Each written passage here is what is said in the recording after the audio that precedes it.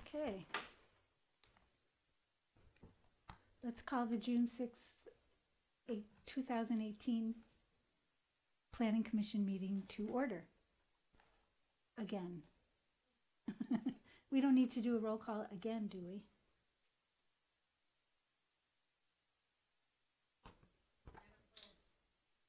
Oh, we have to do the pledge again? No. No. Okay, let's do the pledge. I'm sorry, I'm confused. Okay, I think Scott Albright will lead us in the Pledge of Allegiance. To the flag of the United States of America and to the republic for which it stands, one nation, under God, indivisible, with liberty and justice for all.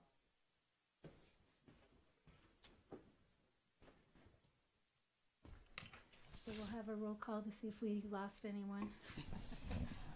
Commissioner Fonda Bernardi. Here. Commissioner Kennedy. Present. Commissioner Lambert. Here. Commissioner McKinnon. Present. Commissioner Perry. Here. Chair Fresco. Here.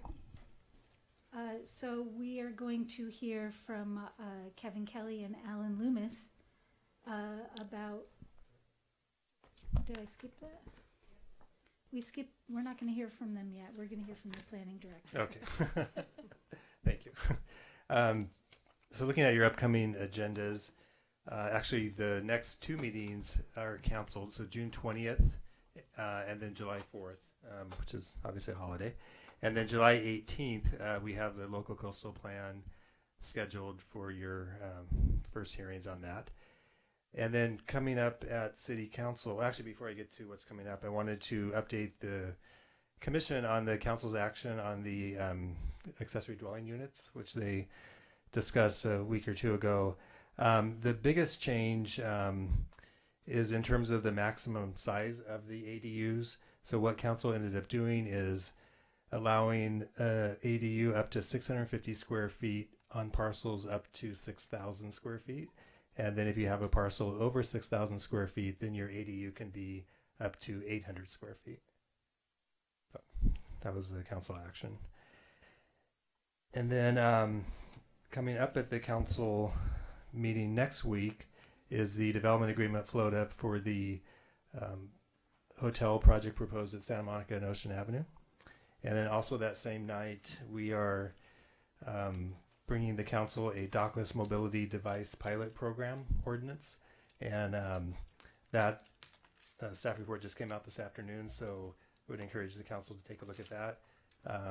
It's trying to establish a pilot program so that we can figure out a way to welcome these devices into the city, but do it in a responsible way so that it's not mass chaos. So that's the goal of the pilot program.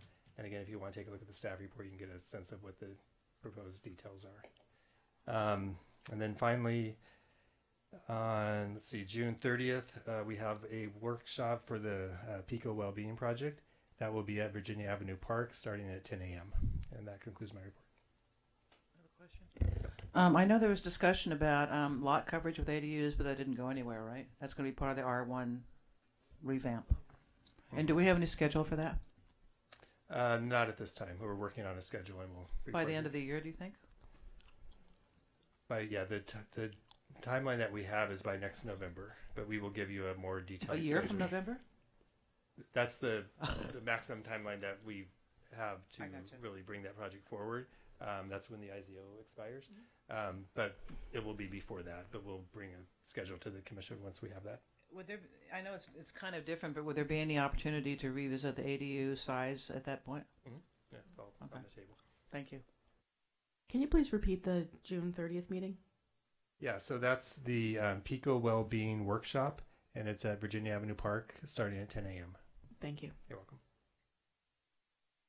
I'm sorry, one other question. Okay. Did you say our meeting on June 20th is canceled? Yes. Okay, that's what I thought. All right, I think we can move on. One more question. So trying to understand the intent of the council. We were operating on 1,200 square feet for ADUs. Now we've been pushed back down to 650 and 800. Is that a correct description?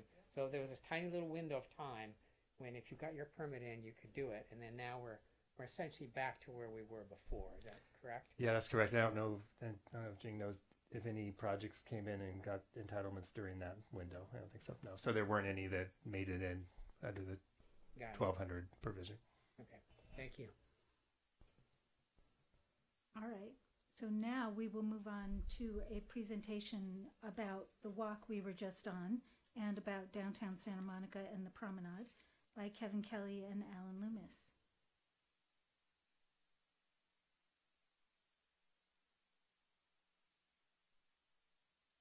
Turn the mic on, yes? Thank you, Kyle. Alan Loomis, a city urban designer in the Planning and Community Development Department. So thank you for engaging this discussion and joining us on a walk around down the promenade earlier this evening. The purpose of that walk and the conversation you'll be engaged in this evening is to begin the process of the Planning Commission and the city in general of thinking about the future of 3rd Street Promenade. As you may well know, 3rd Street Promenade is one of the earliest pedestrian malls in the United States. It first was closed to vehicle traffic in the 60s. And the current iteration, current design that we see today was the product of a redesign effort that was done in the mid-80s. And the ribbon cutting for the design that we see and we've just walked down earlier today was done in 1989. So, think about the range of changes that have occurred in our experience in the world and retail since 1989, and the promenade has remained more or less, generally more, exactly the way it was the day it opened. And so you see, walking down the promenade, I think probably see some of the impacts of that in terms of the pavement, but particularly the concrete, where you can see there's been lots of patches and repairs done on that concrete. And now that doesn't match the way it once did when the promenade first opened. But more importantly, relative to the promenade and the sort of retail environment, I think Santa Monica is facing a very different world in a number of perspectives than we did in 1989 when the promenade reopened to much acclaim. So first of all, in the retail world, of course, we now live in the world of Amazon, where we can order virtually anything we want and have it delivered to our house, sometimes the same day, if not tomorrow, or within 2 or 3 days. And oftentimes cheaper than we can buy in person. So the online world, and it's not just Amazon, it's every retailer now offers online service. We're competing in this online environment from a retail perspective. That has pushed retailers into a world, kind of environment where even if they have physical storefronts, they're oftentimes, they require much less square footage than they once did, even 10 years ago. So retailer can have half or a third the square footage that they once needed. Their inventory is not on site, essentially. But there are other aspects of what has made the promenade successful that have also changed. For example, entertainment. We were talking with some of the commissioners on the walk. Now we no longer need to come downtown to go to the movies. We can stream on our big flat screen TV with our surround sound virtually any movie that we want, usually within only a few months after it has made it to the theaters. So our entertainment experience has changed quite a bit now that we've entered into the internet age. And even I think in the food and dining arena, we've really changed our experience. I think in 1989, there was probably a very clear distinction between sit-down tablecloth restaurants and conventional fast food, the sort of conventional McDonald's, et cetera, that dominated the fast food market. I think now we're seeing in the food market a lot of operators or businesses that are operating somewhere in between. So it's often referred to as the fast casual environment. And those kinds of business models, restaurateurs seem to be really doing very, very successful and kind of entering into the marketplace. And of course, there's a whole different way we sort of interact with food now that everybody likes to Instagram everything that they eat, and every time they have coffee, it's got to go up on the internet as part of this obsessive sharing experience that we're all part of now. So those are just a few of the many factors that have changed in the retail, entertainment, restaurateur landscape since the promenade was designed in 1989. I think in Santa Monica we have been reluctant to entertain changes to the promenade because it has been so successful for the city. It's really been the heart of the economic engine of downtown Santa Monica. And so I think we've been a little bit nervous about making any changes to the goose that laid the golden egg, if you will. really afraid to tamper with success. But we've really, I think, reached a place where there's a kind of increased realization on the part of the city and the leadership in downtown Santa Monica that we do need to start talking about upgrades to this promenade. And the question is, to what extent do we make upgrades? How much upgrades do we need? And what kind of upgrades? So the walk that we had is really part of in beginning to have a conversation about what do we think the promenade needs, what kind of changes should be made, and what are we designing the promenade for if we were to make any changes. And so this follows a presentation tonight is following upon work that the city did in partnership with Downtown Santa Monica Inc. and Kathleen and Stephen and their team, where they began on downtown Santa Monica in particular. They actually took on that role of inviting in 3 different experts to talk to their constituents and city staff. So they had 3 workshops starting in mid-April. And Kevin Kelly, who's going to basically reprise the presentation he gave to kick that conversation off at the beginning, in the middle of April. There was a follow-up workshop that talked more about the kind of changing retail environment, and then the last workshop, which was just last month, was a walking tour of the promenade, and so we kind of recapped that. So the purpose of tonight's meeting is really to get the Planning Commission up to speed and in the same place that the Downtown Santa Monica Inc. has gotten their membership to, obviously compressed into one evening as opposed to 3. So that's essentially the sort of goal of tonight's study sessions. So there's no decisions, obviously, that are going to be made. We're really interested in opinions and thoughts about further inquiry that might need to be made, additional research, some places we might want to think about visiting as prototypes for the promenade that you maybe have seen or experienced in your travels. So to put it a little bit of kind of tighter sort of policy and kind of procedural context on what's happening relative to the city, there are 2 specific items in the adopted downtown community plan that relate to the promenade. 2 of the many implementation actions specifically relate to the promenade. So one of them is continue to work with Downtown Santa Monica Inc. to evaluate necessary upgrades to the promenade. And then the second is to evaluate and prioritize necessary capital improvement and infrastructure upgrades to the promenade. So that's the policy context. It's actually, this exercise is explicitly called out in the downtown community plan. And then secondly, we actually do have some money dedicated in the general fund CIP projects to engage in what's called a needs assessment of the promenade. And so an RFP for that exercise recently went out to the private sector. And we've just recently, in the past week, gotten responses back. So city staff is in the process of evaluating those. And that has really been that one is really, let me read it specifically what was in the CIP. This project funds the preparation of a needs assessment report for 3rd Street Promenade. This project aims to identify areas for improvement and develop a multi-year implementation plan. The 3rd Street Promenade was constructed in the 1980s. The promenade is an important element of Santa Monica's local economy. After 3 decades in existence, the promenade's success needs to be sustained with implementation of refreshed infrastructure. So that description is relatively broad, and where we're at with that particular assessment is, I think, to open the door to sort of talk about some of the questions we'll engage in tonight. And so the city's needs assessment that the city will be hiring a consultant for follows on the heels of the work that Downtown Santa Monica has done, just to begin to ask questions. What is the future of the promenade, and what should its future be? From all manner of perspectives, whether it's the physical infrastructure, the pavement, the lighting, the trees, the retail, whether it should be retail, that's a conversation that's come up, or whether we should be thinking in a different way about the uses on the promenade. So it's a pretty broad agenda that is being explored there. So as I said, Kevin Kelly has agreed to reprise the presentation he opened the workshops with, and so let me introduce him, and then he can come up, give his presentation, and then when he's done, I'm sure the commission will have questions. I know Downtown Santa Monica staff would like to speak to their perspective on the promenade, and then we'll all be available to entertain questions from the public and from the commission. So Kevin Kelly is AIA, is a co-founding partner and principal of Shook Kelly. His partner is named Terry Shook. They're an architecture, branding, strategy, and design firm with offices here in Los Angeles and also in Charlotte, North Carolina. And I think just saying architecture, branding, strategy, design firm probably doesn't do them justice. They do a whole bunch of that interesting stuff in between those different topics and connecting them, which is why his perspective is really useful. Their work locally, they were engaged a few years ago to help Downtown Santa Monica Inc. rebrand. So they're very familiar with Downtown Santa Monica.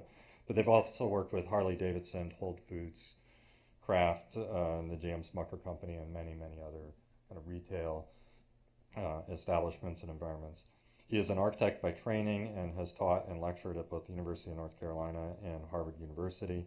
And I think one of the other points in his resume that is particularly relevant to the exercise working with Downtown Santa Monica is that he was also one of the original founders and presidents of a similar nonprofit management district, South End Development Corporation. And Kevin, you'll have to tell us where that actually is located. I didn't have that.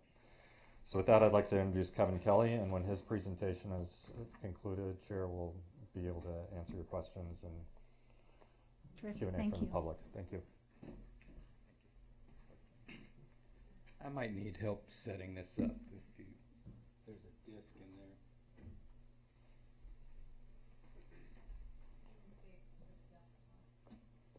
Sorry.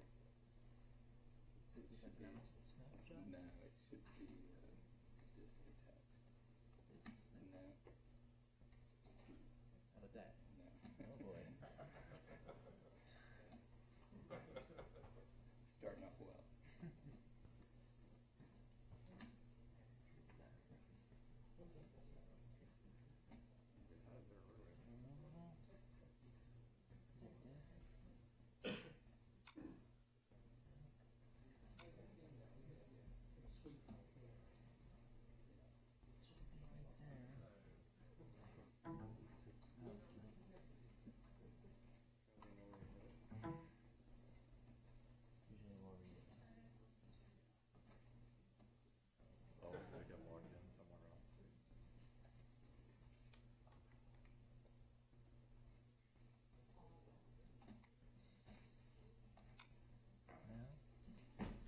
Do you get them turned off and turned on again? Is that what you do?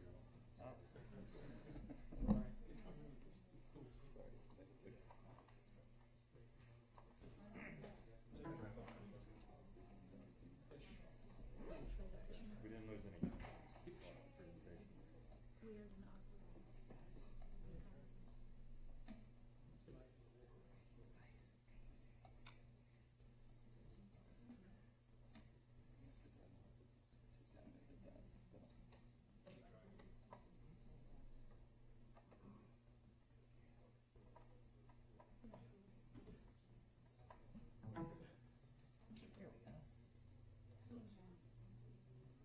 Downtown Santa Monica.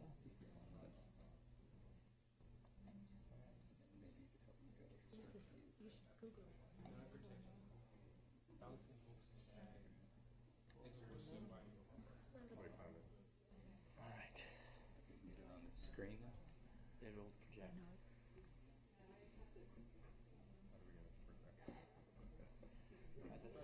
project. It's a good thing you came early.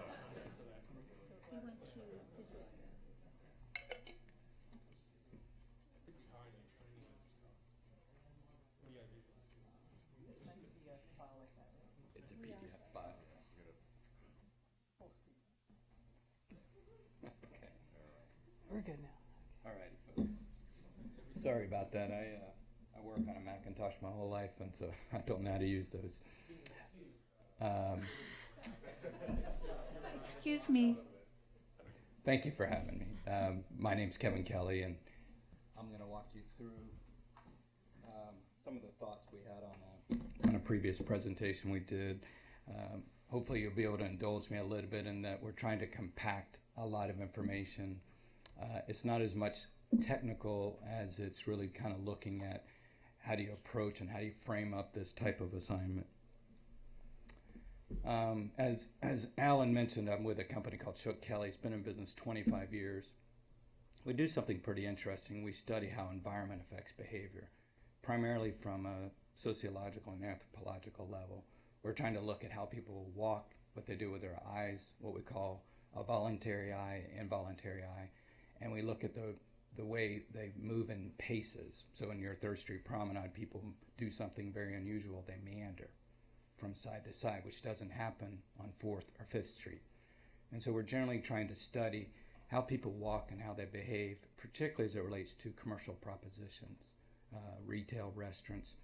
We are looking at something that really is important as well, such as pro-social behaviors, how people treat each other, how civil they are, and how willing they are to engage with what would ordinarily be strangers, but in a pro-social environment, they become a part of what we call a temporary community.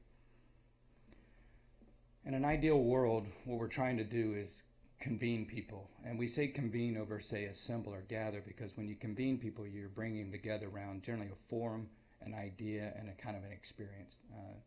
Third Street Promenade across the United States and even overseas is considered one of the best models out there of convening. We do a lot of work in Asia, and when I'm in Asia, people are trying to emulate what you've done here at Third Street Promenade. It's a very famous district, and you've done an incredible job of creating pro-social behaviors. We'll talk a little bit about how that's affected the economic issues. I won't get in too much into this, but we do work heavily in retail and in particularly as it relates to urban environments, and retail has been going through a pretty difficult time, and it's going to only get worse for a while. We haven't reached the bottom yet of the shakeout. And so the headlines are dominating, which is kind of creating a weakness in the market, and we're in a peak economy. And so we're concerned about what happens. We're in the longest cycle we've been in history now, second longest. And so if we have a downturn, what that will do to the confidence in areas. We are, as much as I'm talking about commerce, I'm really talking about community as well, and where those two things meet. We know that Santa Monicans are very concerned about the fabric of their community, the diversity of their community, the quality of life, and so I want to be clear, we're not only promoting economic success, but we're trying to find that intersection where those two meet. And if you look throughout history, if you go all the way back to the beginning of civilization, the market has always been a key part of community. The ancient agora is where everybody met.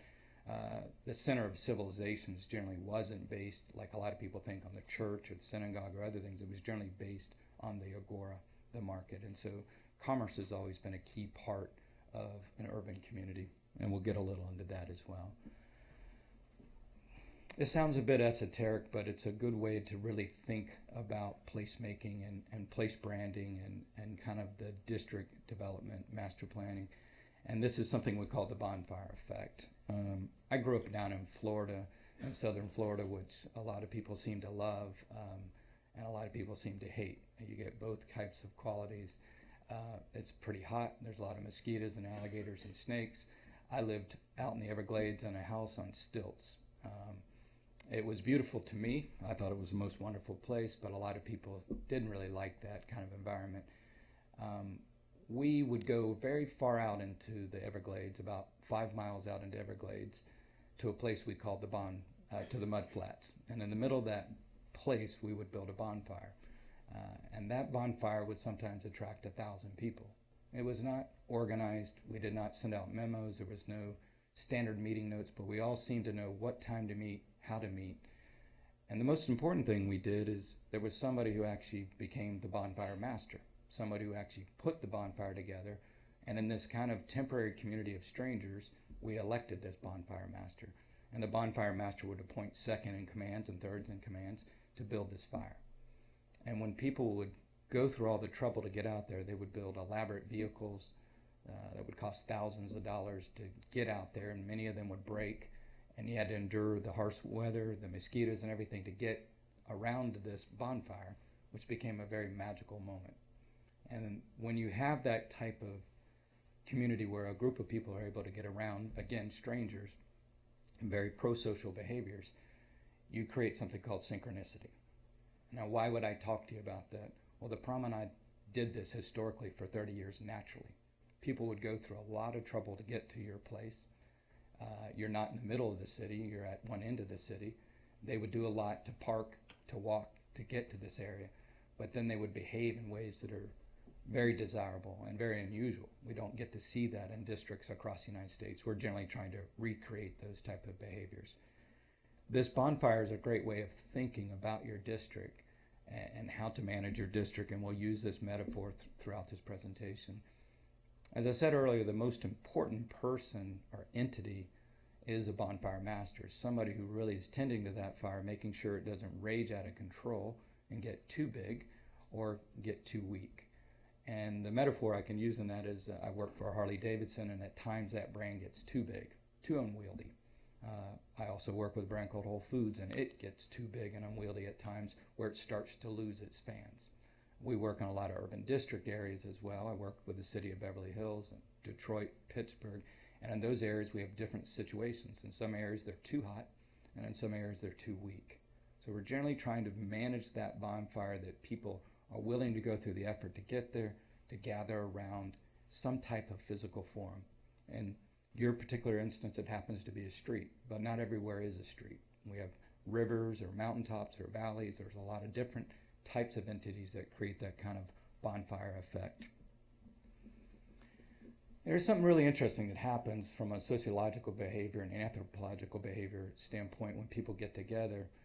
They get together around something we call participation mystique. And Carl Jung talked about this idea, and it really is this concept where people get together, again, strangers, participate with each other without even knowing each other and without any understanding of why they're convening necessarily, but they do it in a very pro-social way, and all this operates underneath our radar. That's why a lot of times when you survey people to ask them what they think of the promenade, they kind of complain about the usual suspects: parking, homelessness, bathrooms. These are very literal, obvious things, but they aren't really getting down to the deeper issues, which is this idea that there's this kind of real mystique to the place that has ebbed and flowed. You certainly had a peak at one point in time when the mystique was at its highest. You would hear about it again all over the United States. Again, I started in Charlotte, North Carolina. All we ever heard about was 3rd Street Promenade. And almost every client I had out there was trying to rip you off and build a 3rd Street Promenade. You're probably one of the most emulated districts in the United States because there's something really magical about it. You see this kind of behavior in society in a lot of different areas. You see it in the Harley-Davidson world, where you, again, have a group of strangers. Some might be Hell's Angel riders and some might be Holy Rollers, but together they can cooperate and find a bond. They find something very powerful and unique about coming together around an idea. And if you're a Harley member, you've got friends all over the world. We oftentimes say you're not really buying transportation, you're buying the end of loneliness. Sometimes we add on the end of loneliness for midlife crisis males fading in strength. But it is a very male-dominated brand, but it does have this idea of something much larger. And when you sell an idea that's larger than the literal, when you sell an idea that's bigger than bathrooms and parking, and you sell the idea that it's okay that it takes a lot of work. It took us a lot of work to get to the mud flats. It takes a lot of energy to ride to Sturgis. It actually takes a lot of energy just to ride a motorcycle in general. And there's a payoff for it that's really powerful. I say that to you because I want you to be careful as you listen to complaints and critiques about 3rd Street Promenade that oftentimes are very literal things and don't really get to there's a bigger payoff. There's something much more powerful. You see these kind of mystical things in Coachella and Burning Man and a variety of these other conferences. And again, when you look at these pictures, I want you to look at how ritualistic and traditional and even the garb and even the behaviors, the pagan gods, the other elements that they put up there are all kind of very, very literally related to a bonfire. And I'm using exaggerative examples, but there's something that happens with us and these kind of inanimate objects in our environment. And our environment plays a big role in kind of cueing and triggering how we behave. You guys designed a beautiful district 30 years ago that had a certain type of wardrobe, and it sent out a certain type of message that isn't exactly it's not being received in the same way it is today. There are certain qualities that are timeless, such as the widths of the streets, the verticality of the buildings, but there are other aspects, particularly brought on by your tenants, that are sending out signals that start to change the meaning of the place. And I'll hold off on that as well to get in more specifically. I'm going to jump over this. You're probably curious as ever what that was. that's just the idea of community and the issues of community, how people are coming together around a lot of esoteric issues again, but this idea of how do I get together with other people? As much as Amazon and online dating and Netflix, all that's doing is creating a deficit for social engagement. All it's doing is making places that are really good at a premium, and so people are going out of the way to figure out how do we come together in a safe, productive environment. So I mentioned that word participation mystique earlier. Well, we use the idea of place participation mystique, which is really a situational experience where people feel emotionally connected to a place and its occupants because of a sense of shared values, purpose, and identity. And this word, shared values, purpose, and identity, is something that I think you have to update regularly. You can't just set it once and say, what is our purpose, what is our identity about, and we're one and done. As frustrating it is, as placemaking and place branding is never done. You just have to constantly keep working on it, honing it. Not only are you challenged in your district, but areas all over LA are challenged. As I said, Beverly Hills is challenged right now. Melrose Avenue is challenged. Part of it has to do with the whole new competitive landscape that's coming online. Again, we'll go over that in just a minute as well. You know, there are classic places. We can all think of Rockefeller Center, and it does ebb flow. It goes up and down, but it certainly has a place participation mystique that is built in to create a certain type of feeling every time. And it works on a really grand level. Part of the reason it works is that it has the perfect type of feeling of safety and materiality that encourages people to engage in those pro-social ways. The behavior instantly changes 20 feet off Rockefeller Center. As soon as you step even a couple of feet away from it, behaviors change. People no longer talk, no longer take pictures. And this kind of microcosm of a place you have in certain blocks of the district, but then it changes. We all hear about over and over in Third Street Promenade, people compare you to other places. They compare you to the Grove, they compare you to Westfield, Century City, they compare you to a lot of other districts, but obviously the giant difference is you're a public place. You will probably always be an inferior shopping mall, but you will always be the best urban district in the country. You will not have bathrooms on the level that Westfield would do, but you certainly got better bathrooms than any district in the United States. And that's a pretty interesting thing, the frame of thinking about yourself more as an urban downtown district versus thinking of yourself as a mall is a big distinction, an important distinction to make. So generally when we're trying to build bonfires, and we use this word bonfire again as opposed to say place branding, which again I'll throw in from time to time, but really the bonfire is thinking about, well, is the bonfire at Third Street Promenade alive? Is it overwhelming or is it underwhelming? And does it still have the ability to get people willing to crawl through mud to get there? Are they really willing to go out of their way to go through that trouble? Well, when we're trying to figure out how to manage that bonfire, or even in some cases how to even build a bonfire, we use 3 simple dials. And these 3 dials that we use are solutions, meaning, experience. And what we mean by that is human beings are wired to solve problems. We get up every day with a variety of small and large problems to solve. And so we are a solution-seeking species. Some of our problems are really just basic, like I need something to eat, or I need to find something without sugar in it, or I need to figure out the quickest way to get my kids to school. But some of our problems are much larger, such as the end of loneliness, or what to do with my mother-in-law, or what to do with larger issues in our lives. And we're trying to figure out those problems. And so what we recommend with a district is you get very clear about, well, what solution are you providing? What is the problem you're solving? And if you think in a problem-solving mindset, it'll actually help you create a lot of clarity about, well, what is it? If we say entertainment, well, there's a lot of entertainment options in LA, more than we've ever had now.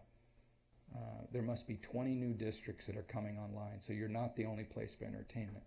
So we have to get very clear about what that solution is. The second thing we really try to figure is, well, what is the meaning? What are the values? Harley's values are really around patriotism, rebellion, and freedom. And those ideas really work. Whole Foods is really about Mother Earth has something to say about food.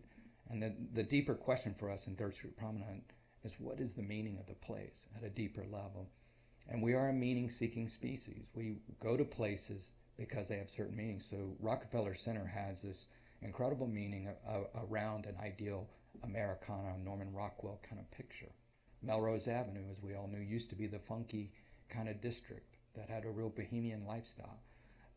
That no longer is happening in that district. It had the rise and fall of a lot of districts. So really trying to get to the source of that meaning is important. And I've spent a lot of time with Kathleen and her team, and we've had some great conversations around that, and I think they're doing a great job of unearthing that meaning and managing that meaning. The last dial we look at is we're an experience-seeking species, and that we need experience. We need to be stimulated, and we need our senses to be activated. You probably do that better than any district in the United States, again, because you have this great outdoor environment, great weather, the ocean, the beach. But I will say there can be almost a preoccupation with experience. And if you do just a great experience without figuring out what problem you solve as a district and what your meaning is, we will tell you that generally that doesn't work as well. You've got to align these three things. You have to get real clear about what is the solution. Is your solution more family oriented? Is it more single oriented? Is it more empty nester oriented? You have to really slice that down, and you have to evaluate your district on a 1 to 10 level.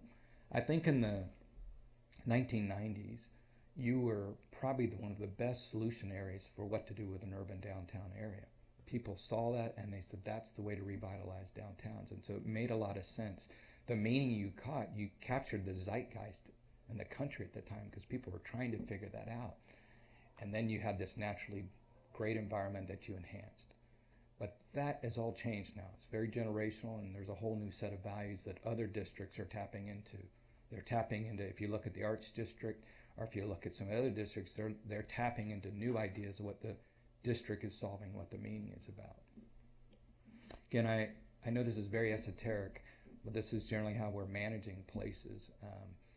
And not only do I work with you guys down here in 3rd Street Promenade, I'm working in Culver City, I'm working in the Arts District and other areas, and we're using the same ideas to look at what those districts are about, what the meaning is, and what the experience is. You know, it's kind of obvious, but it's worth mentioning that, you know, this 3rd Street Promenade is a type of product that was used throughout the United States. It's a pedestrian street concept, which was considered a new innovation. A lot of times they call them pedestrian streets, but what the public generally knew them as is pedestrian malls. And that word wasn't an accident that we put the word mall on it, is that they were going against the malls. They had a lot of issues with trying to compete and survive with the malls, and so we developed them as malls, and the public got to know them as malls. The word mall was a great word in the 80s, a great word in the 90s, an okay word in the early 2000s. Now in the 2018, it is a very negative word, and it is not working for us. I work for a lot of mall developers, and we're doing everything we can to get rid of the word mall, but even worse, we're trying to get rid of the form and shape. I'd say a good 30% of our revenue is taking the roofs off malls.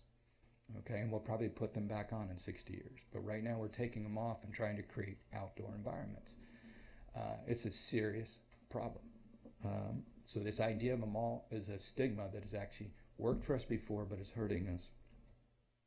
Again, it's very obvious, but it's worth saying, you know, through the 1960s and 1980s, cities across the country built these form and shapes. They built these pedestrian malls across the country to deal with suburbanizing that was happening all across the country. Most of that was trying to deal with a declining market. We'll use the word in a little bit, but disinvestment. We had a lot of disinvestment in downtown, but we're actually not in that kind of market now. We're not in a disinvestment market. We're actually in a reinvestment in downtown. It's a whole different scenario than it was in the 1980s.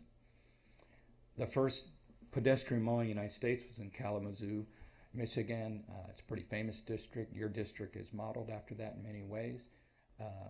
It has gone through a lot of ups and downs and some pretty difficult decisions.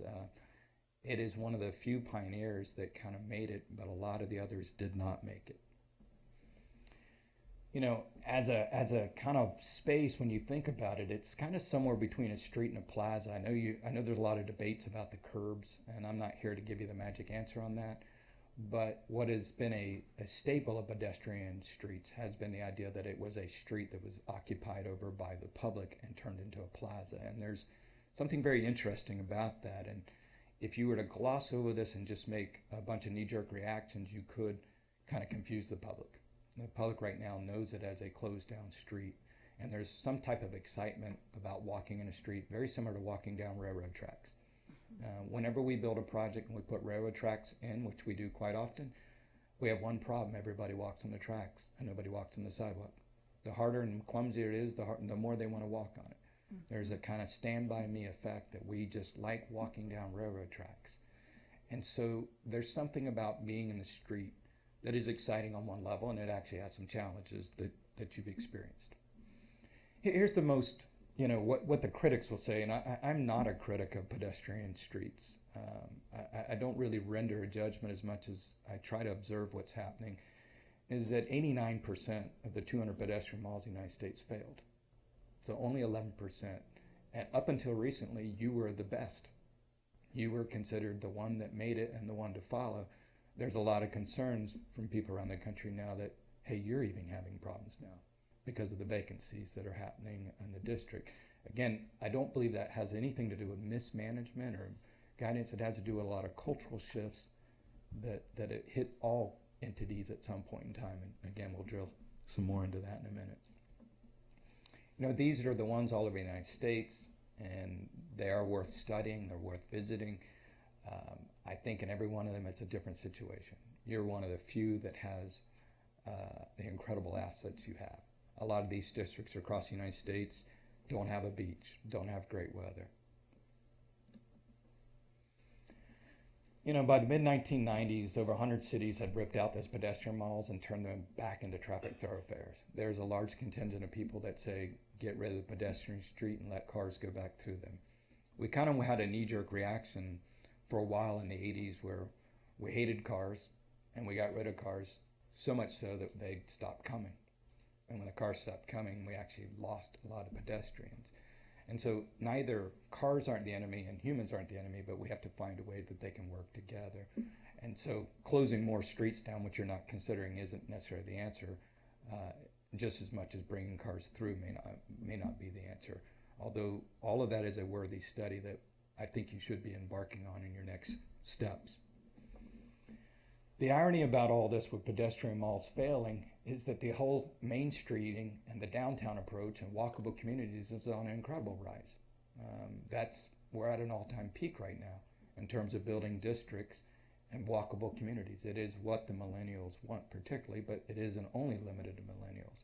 We're at an all-time peak, and I say that to you because what I want you to see, if there's one idea I really want to get across, is you're just a couple of tweaks from getting it right back on track again. You're not in this really bad situation where you can't come back. You just got to change the frame, and we're going to try to talk a little bit about that frame. But it's just a couple of clicks away from getting right in tune with what a lot of the market is looking at. Americans are moving back to urban areas. They're showing a very strong preference for walkable neighborhoods located near convenient retail options. They want to walk to their dry cleaner, to the local coffee shop, to the local grocery store. I will admit a lot of that is what we call service retail. They're not necessarily saying I want to walk to Diesel's new flagship store. That's not necessarily the request we're getting, but we are getting, they want to get near retail service options, which is one of the things that moved out a lot in your district. A lot of people compare Promenade, the 3rd Street particularly, to European comparison. It's just not a worthy comparison. Europe is a completely different dynamic. The culture, the history, the attitudes towards public transportation, the context is just completely different and really not applicable. And so I don't know how often you hear that, but we hear it a lot. We're not going to recreate London or Florence in America. As I said earlier, when the promenades were built in the 80s and 90s, we had this urban divestment trend where money was coming out of the downtown areas, but we actually have the opposite going right now. We have a lot of money coming. Urban revitalization is on a big curve. And so it doesn't make sense entirely on the surface why we're not getting that investment coming back in the way we should be getting it.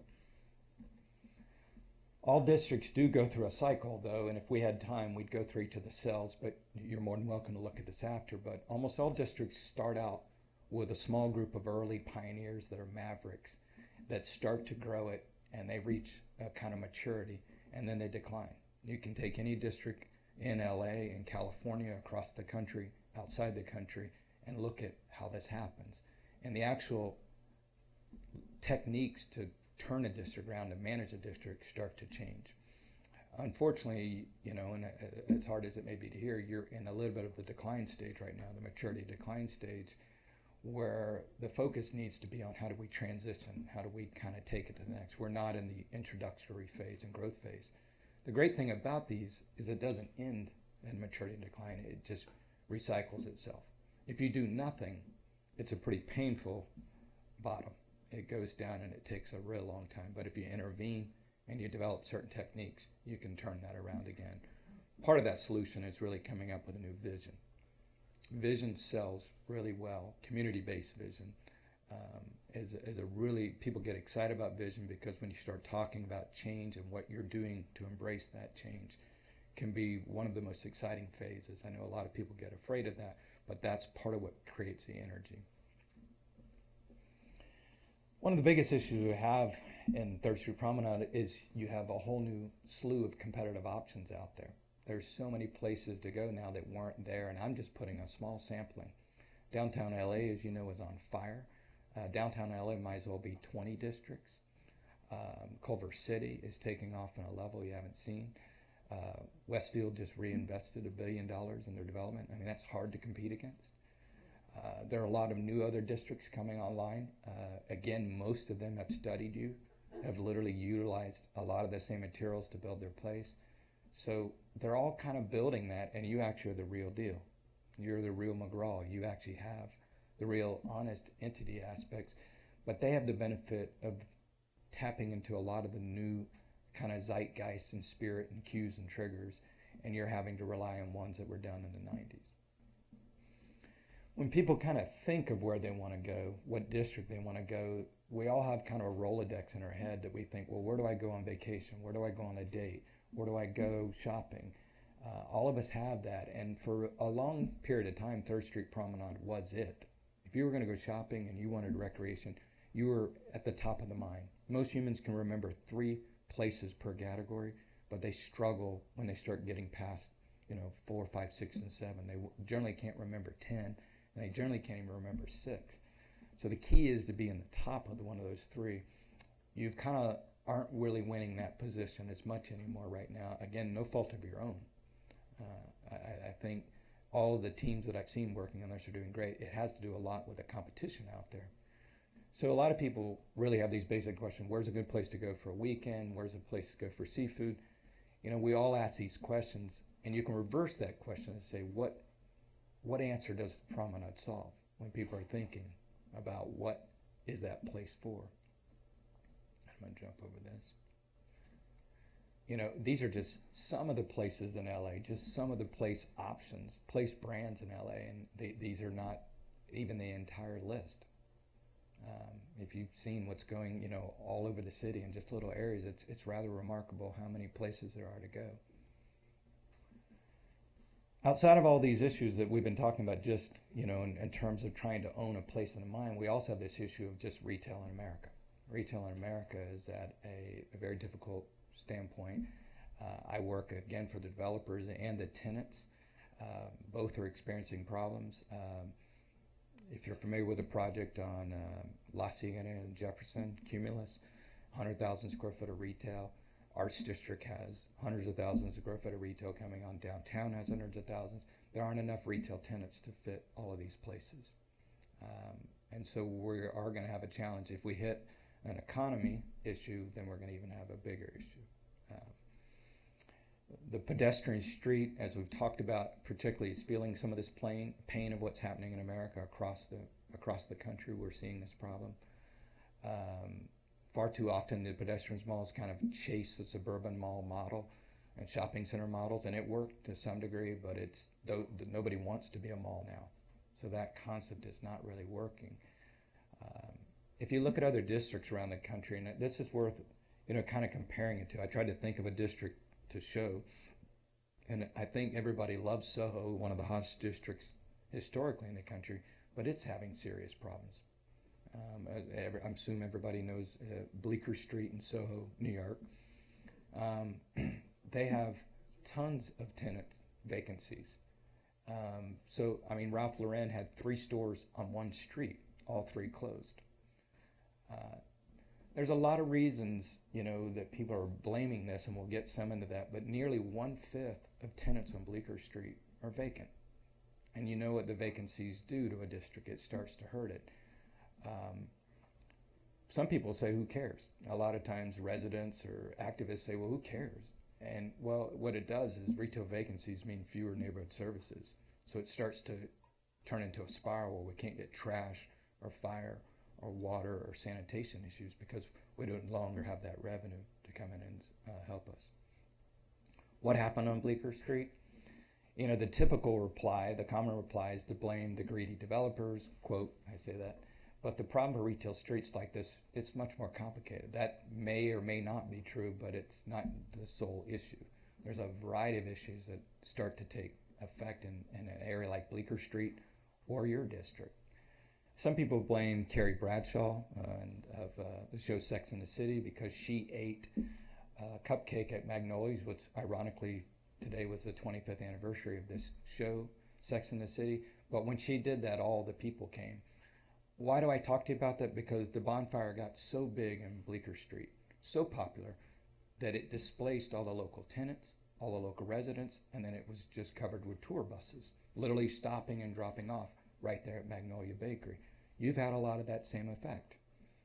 How many films, how many things have been made here that made you extremely popular that changed the dynamics, and the bonfire gets kind of out of control. But if we were to get more clear about, well, what really happened on Bleecker Street, it became a retail theme park. It used to really have this kind of funky soul. It kind of lost that. A lot of international dollars came in. Plenty of cool, but not enough diversity of mix that you have in there. Prices went way overboard and needed to be corrected. It really had a lot of gentrification. Online shopping has really hurt it. And there's just a lot of really macro market trends that are happening in retail in general that are hurting the district. It is finding its soul right now. In all of Manhattan, though, we're seeing the problems all over. Tourist traffic is down, store sales are down, rents are high, ironically, and there's just an overstoring. There's just too many stores and too many options. And you would think that would stop it. You would think, well, okay, there's no more retail going to happen, but it's just the opposite. We're building more retail in New York City. So we have more projects with more retail coming online, and yet we have a retail tenant base that isn't anywhere near as strong. Retail tenants tend to go to what they call fresh turf. They like to go to the new district. You're seeing some of that as well here. People going to the new districts that they think are hot. There's an epidemic on Bleecker Street and many other parts of New York City that people have really kind of jokingly described as high rent blight, because the buildings are cost so much and the rent so much, but they're sitting vacant. You have some of that same issue going on here. There's a lot of really high rent, but people can't come in. Again, I want to be clear, we're not blaming those landlords. It's all part of a whole system that it interchanges and interacts with each other. Although the advent of online shopping has certainly hurt retail as much as we've been talking about, the shift away from shopping malls has been happening since the 90s. It's been happening for a while, way before the pervasive use of the internet. The internet was just a kick that really hurt with the malls being down. But I say that because if it's not clear by now, is we have to do everything we can to get away from the terms and the frame, shopping malls, shopping center, shopping street. These are ideas that aren't really working as well with the consumers today. The shopping mall and shopping district used to be the great social gathering place in America's public square, but tastes and attitudes about shopping have changed, and that is a big thing for us to really think about. In the 80s and 90s, if you looked at all of pop culture, almost all the movies happened at the mall. Most of dating happened at the mall. Most of relaxing happened at the mall. And when I say mall, I'm saying larger shopping in general. That is not happening anymore. Our social gathering place is not that. Leonard Schlesinger at Harvard University, he really said it best. He said, "Our digital lives are frictionless now and ruthlessly efficient, with retail and romance available at a click. Malls were designed for leisure, abundance, and ambling. You parked and planned to spend some time. Today, much of that time has been given over to busier lives and second jobs and apps that lets you swipe right instead of haunt the food court. Malls were built for patterns of social interaction that increasingly doesn't exist. And I'd like to stress that. Is that one of the biggest issues that is going on now is that the way we interact is changing. And I don't want to leave you with there's absolutely nothing. It's just we're not interacting socially as much around shopping, but we are still gathering. We are still connecting. You can go to a WeWork, you can go to coffee shops, you can go to a variety of other places and see how people are interacting. And they're actually even shopping. They just aren't starting with the shopping first. So making this pedestrian mall work. In no means would we ever recommend taking it down. It's too beautiful. It's exactly what everybody else is trying to do. But getting this work, we're going to make some recommendations. There are some kind of factors that play a role in making this place work. Large inventory of pedestrians is really critical. And the way you get those pedestrians is by building housing and by building workplaces. Those two things really help create a built-in audience of pedestrians. Strong anchors and tenants, and the strong anchors used to be Macy's and Sears and JCPenney's. It's not anymore. We're actually having to look at anchors that are non-retail anchors, such as universities or technology centers, other types of uses as anchors. Centralized and coordinated retail management and visioning, well, you already do that. Kathleen Ross and her team do that extremely well. But to continue that effort of really, when we say coordinated, that means getting all the landowners, even the absentee landowners, to work together to try to create that new compelling vision. Creating a variety of uses. And you might say, well, don't we have that? You do, but there are some that believe you have too many tourists.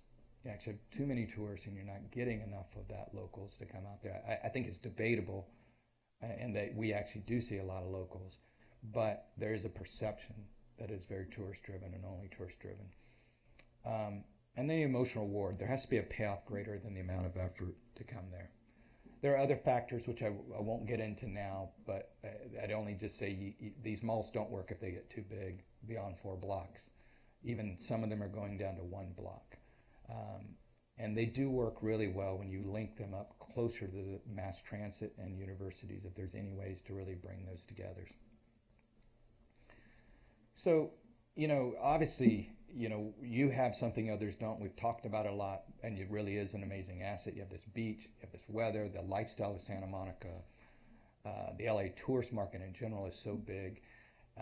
And then the inventory of buildings you have. That is one of your probably most unique assets you have, is you actually have a real downtown. Not many places have real downtowns. You have a real downtown, which is a pretty amazing asset, and I would never get rid of that. At its time, it was certainly brilliant, 3rd Street Promenade. However, it's not really performing at its full social economic potential. And it's not connecting with the public the way it did before. Again, not a fault of your own, but as much as just all the societal changes that are happening out there. A lot of the malls we talked about don't really succeed because they don't have the right market fundamentals. Such as enough built-in people and all that, but honestly, you have some of the best market fundamentals of any place around. You really have an incredible inventory. You could always use more housing, more residential to create more pedestrians, that is for the promenade, but you still have a tremendous built-in base. So there's a lot of questions as to, well, then what is happening? As I said earlier, the competition is really hurting you because there's so many other places that are trying to come in, and these new places are using a new language, a new frame, and a new way of talking about their districts that is less 1990s and much more 2020. We showed you some of these districts, and if we had time to drill into kind of the queuing and triggering that they're doing, you would see a kind of messaging that they're using. As I said in the beginning of this, districts kind of send out signals that are representations of what they're about, their values, their beliefs, and what they stand for. But when these messages kind of get out of sync with the populace, it can kind of lose their relevancy. We have a message that comes out, and I think you've been changing this in the last 5 years, but there still is this pretty heavy shopping mall, shopping district message that is you've got to get a handle on, in our opinion. So 2 critical questions that we've really been looking at. Is 3rd Street Promenade a pedestrian mall forever? Is that it? And should it be? Our recommendation to you, and I think Kathleen and her team agree as well, is that we want you to be a downtown. We think you're a downtown. You have the form and shape of a downtown, and you ought to frame your place as a downtown and think of it as a downtown. And you need to ask the question, well, what is a downtown? And generally a downtown is a multifunctioning, multi-diverse kind of place, but it is not based on just shopping. It is a downtown. And I think if you were to kind of set your frame around being a true downtown, a downtown environment, I think you would make your community quite happy in terms of its values and beliefs, but I also think you would start to see a different type of use coming in that would slowly rebuild your retail back in a different way. It is pretty debatable whether we need another shopping center in LA.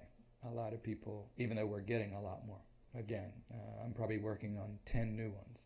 I don't know if we need any more, but what we do need more of is more places to walk, to be together, to work, to live, to socialize and indulge in leisure activities. And what we're finding in the retail projects we're working on is that it's not going to be the tourists first. We have to really win the locals over, and then we'll get to tourists. But when we get that equation backwards, when we're catering to tourists more than we're catering to locals, we actually end up losing both, because the tourists want to go where the locals go. The internet's really changed that for us now. 20 years ago, we didn't have that. 20 years ago, we could actually have a delay between the time the locals found a place and tourists, but now they're finding it out instantaneously. So some closing ideas to consider. And these are very conceptual at this point. We've not been hired to come in and do a formal study for you guys. This is really a best practices looking at districts. But I think if you did nothing, as I said, organically the district, in our opinion, would go down for a while. And you'd have a shakeout. You'd have a sobering up of prices. And slowly you would get a new crowd coming back. You would get what we call the risk adverse coming back. A lot of times that's music, clubs, bars, and it would start to come back. But we don't recommend you go that route. It takes a long time. Landlords are willing to hold out for a whole long time while things change, and they tend to operate very individualistically and not collectively. We actually really believe you need to come back and intervene with not a marketing program, not a promotion program. You're way beyond that. What you really need to do is a new master plan, is to come in and really develop, which I know you're doing in some levels, but to really come back and say, what's our big vision for the future? And I think that big vision needs to be more in line with some of the generational changes that are happening. As I said earlier, I think the vision itself can sell a lot. And I would plan for the next 20 to 30 years. As I recommended before, you got to change the frame. Break out of the pedestrian mall and do everything you can to get away from that term and those ideas, which we believe has been happening. But really try to reposition your place as a downtown. We played a role in renaming your district, and we really wanted you to be a downtown. You have alleys, you have all the issues that a real downtown has. Malls don't have that, and they're going to be able to solve parking and bathrooms in a different way, but you're a real downtown. Let me jump over this. One thing that's worth saying on this particular point is that in the old days, we actually used to have the retail drive the foot traffic, but now we're doing the opposite. We're actually trying to find things that can drive foot traffic that are not based on selling, but are based on convening and based on socializing and interacting and leisure activities. And when we get that, we get the retail. Many of you may have seen Bryant Park in New York City. The reinvention of Bryant Park is really more about creating a public amenity that then brings people back to the park, and retail happens to pick up sales off that. Sounds semantic, but it's very important to not start with retail first, but start with social engagement in the public realm first. We'd like to see you become famous again for a big idea.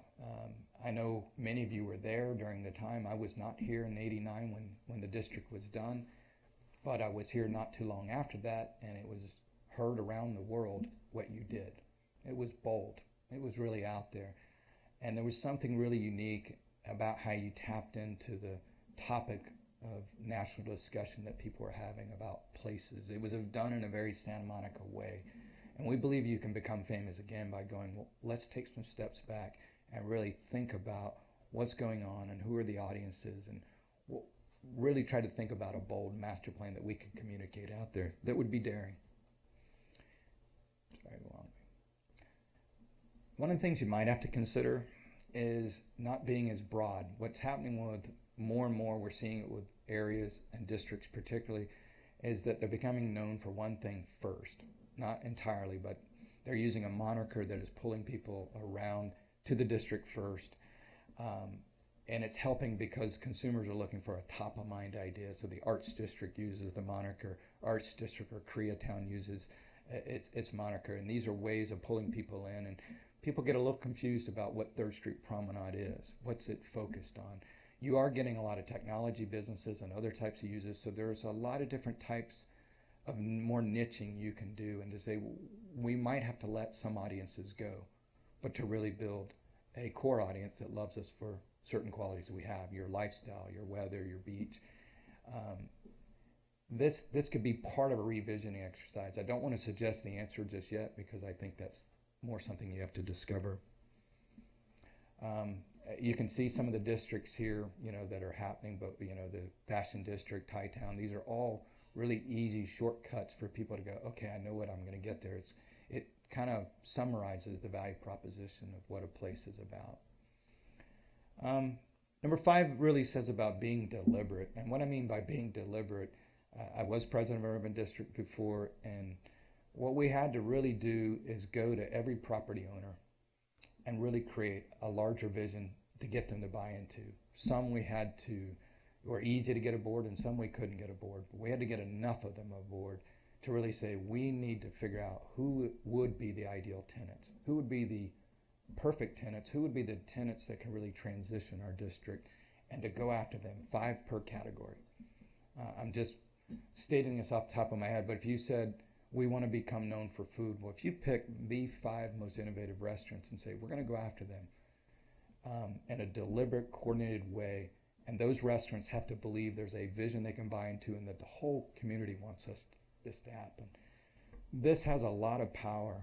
You will not get all of them in every category, but you will certainly you'll learn a lot, first of all, in the process, but you get some of them. And all it takes is a couple catalytic projects to turn a district around. If we could do nothing, in terms of looking at all these ideas, but just get 3 new exciting tenants, that would change the district. And I don't mean, again, a flagship store, but really 3 tenants that you go, that's going to change who we're about and put us on the map. Those tenants need to be not so much about the money they contribute to the community, but really about what they say about your community. As I said earlier, I don't think you're way past the point of doing any marketing programs or PR. What we really think you're going to have to do is something substantial. You're going to have to put something in the ground or take something out of the ground. You're going to have to invest in the district and really think about, and obviously we don't want you to take away anything that is characteristic of the district, that is authentic to the district, but you need to think of something pretty big. And the last point we'd say is, you did something pretty impossible in the 90s that put you on the world map as a district. It was as bold as it get and as risky as it could be. And you did it then. You took a lot of heat and a lot of controversy for it, but somehow or other you guys collectively had the will to persevere that and then create something that really pioneered for the rest of the country. I think the rest of the country is looking at you to go, what are they going to do next? I think they're wondering what you're going to do. And I don't know as much as you have to actually do it right now, as much as you actually have to just look at the potentialities of what it could be, some visions, to really put some bold, compelling visions out there to say what could happen. I know you have a lot of experts in the room, and we certainly just have one perspective. Our bent is obviously heavily focused on the commercial aspects, the revenue aspects. We know revenue plays a role in your community, but not the entire role. We know there's a lot of other concerns out there. What we are seeing in the new districts that we're working on is we are seeing a real marriage between that work, live, play, more so than we've seen in the past. And we are seeing a lot more integration between the work and live. And so where possible, we are densifying the projects, and we're not going as much after the big retail as we are service retail. And that seems to help us in terms of building the base. It gets us on a 5-year track to eventually start going back after the bigger retail. But the byproduct of all that is a very much more comprehensive community. It is not suburban, I will say that. It's much more urban, but you have the bones of a great urban community. And I think if you could get the work-live aspects back into the community at a higher level, I think it would really help the retail aspects. With that, I will stop. I assume I hand it over to Alan. Is that right? So, thank you. Thank you, Kevin.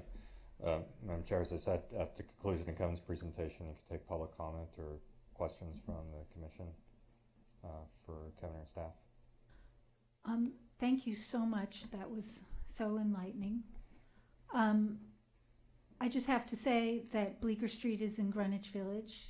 I am from there, so that you practically, you were like, just tilt your camera a little over, you would have seen my house. And I actually am really interested in what happened there, and when I compare what happened to Bleecker Street and what, I'm going to lead to a question, but eventually. And I compare it to what is happening in the promenade, I actually see comparisons because, you know, it became more and more popular. And on Bleecker Street, because the fine grain quality of that street, and it's a historic district, and it has a particular look that people are really very invested in. You know, we had 3 or 4 Marc Jacobs stores and 3 or 4 Ralph Lauren's and Pierre de, and there were just like multiples of these really expensive things, and it got to where we couldn't really walk down Bleecker Street anymore. There was nothing to do, and they kind of scared the locals away, and all of the little places that we would go and do things. And what I see happening on the promenade isn't quite that level. I mean, that was, everything was just so high end.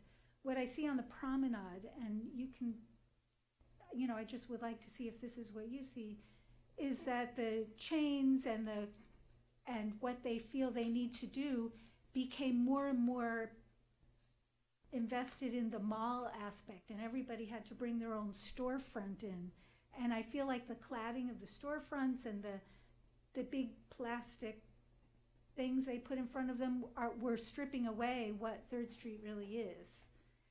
And, you know, I just would like to hear, like, because you were talking about we have to be bold and to make some big change in some way. And, you know, for me, I come from, you know, a historic neighborhood I grew up in. I have a historic preservation background here in Santa Monica. And what I see going on in 3rd Street is that we're moving away from the character of it, and that's part of what we've lost. And I just wanted to hear you talk about that and what change would be. Yeah, it was you know, we became a really excited retail storefront country in the 80s and 90s. We really liked that, and it was selling well across the country. And that euphoria and enthusiasm created a kind of cue and trigger that we were sending out to places, and then it dropped off. We no longer like that, and it almost starts to look very tacky. If you talk to young millennials now, they don't believe it has authenticity. And that's what they're seeking. And in a world that they're getting farther and farther removed from history of that type in old downtown, it's creating a desire for it. And so when they see the facades, the new kind of commercial mall facades, it's a real big turnoff. And that's a big concern that we have. And then what happens is, if those stores aren't doing well, those facades even get worse, and they start putting posters up and tacky things, and it starts to bring it down to a very tourist district. In my opinion, a lot of the storefronts are now starting to look like what you'd see in a Myrtle Beach or something. It's getting, they're falling down because that success is not working, so they're trying to promote it. And if you're not careful, it'll start to look like what a convenience store looks like. Yeah, I mean, I guess, because what we hear from the tenants who are coming in is that this is what they have to do, and we have to let them. Right. But maybe we just need to make our plan. Well, and that is the world we work in, is tenant criteria packages. And in the old days, the retail tenants did demand what they had to have. But as that started hurting the overall developments, the developers are now being the parent on it, saying this is what we believe works, and this is the character we want, and we're limiting how much they can put within those sign bands We do understand their economic realities and that we have to work with them, but I think if each tenant does something individual, it can mess up the collective whole. And so that character that you have in the buildings is not lost. And it can be recreated in a way that still creates the form and shape. The thing that you have that is so magical is you have this wonderful outdoor room. It's an outdoor room unlike any other outdoor room. It's the perfect width. I don't know if you know it, but developers come down here with tape measures and measure the width of your room because you hit it so perfectly. And it is just, it's a great width and a great facade development, and that is not lost. That can be recreated, protected and developed. I have one other question related to the whole New York thing, is that I also read that in New York and San Francisco and Berkeley, they're, and this might be something that's more down the road if we're going to come up with a new plan, they're trying to pass laws that penalize, you know what I'm going to say, landlords for holding out for that big money tenant that they're hoping for, that they imagine they can get. And yeah, I try not to take sides on that, but the only thing I will say is that it is a massive social issue if we have empty tenant spaces, because we will not be able to provide the services that we need to provide to all the citizens. And I mean, I don't want to put fear in you, but there's just a lot of challenges in the country. And as I said, we're on the second longest run. Many predict it'll be 2 years before we have a shakeout. If that happens, you'll have more vacancies because you have a lot more competition. And so getting ready for that now is something I would think about, because it will affect your retail, your services rather, your city services. I understand a large amount of your tax base has been traditionally dependent, at least up to a certain percentage, on retail. so you think all this preparation and replanning is what we need to do to get ready? There aren't other more technical There might things? be many tactical things you can do, absolutely, and you'll have to do, I think. And I believe Kathleen and her team are doing a lot of that. But I think you need to start planning for a new reality. We don't see retail coming back the same way that it has been traditionally. It will not go away permanently, but it is coming back in a new form. And so I think you need to be getting ready for that. Thank And you. a good way to think about the retail, I think, on a larger level, is just commerce. You know, it's sometimes words are important to me, but just how are we going to have commerce be a part of our community? Because commerce is needed to make community work.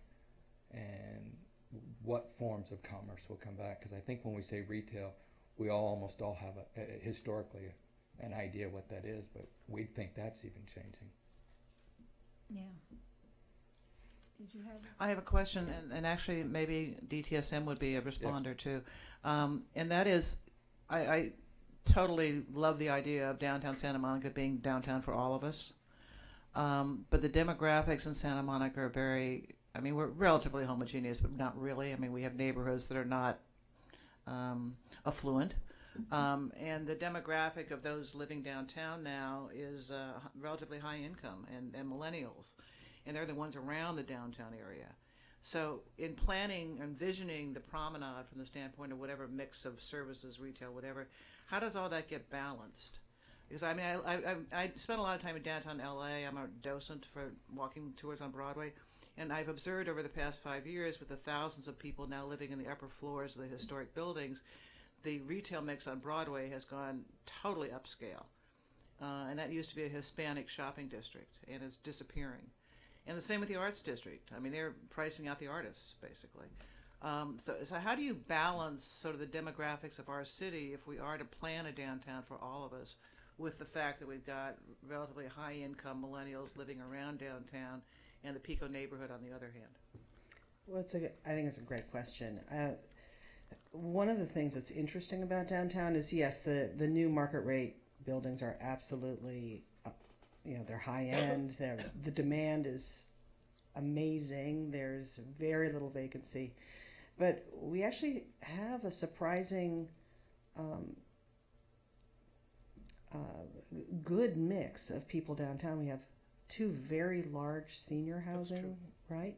And we have some affordable housing in downtown Santa Monica. So I don't have the stats in front of me. We produce it every year in our annual report, but we do have a good mix. One of the things that's interesting is that for years, I've been there since '97, so I've seen a lot of things happen, that for so long we said, how are we going to take this vitality of the 3rd Street Promenade and the energy there, the massive kind of out of control bonfire, and push it onto 2nd and 4th Street into the rest of downtown?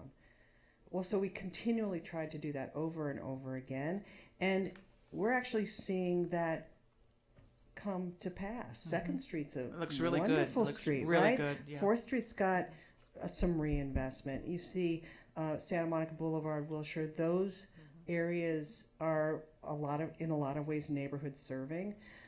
If you talk to the seniors in downtown Santa Monica, they'd like more affordable dining. There are things that people want, and those questions are hard to answer. But the good thing is that downtown Santa Monica is truly becoming a neighborhood.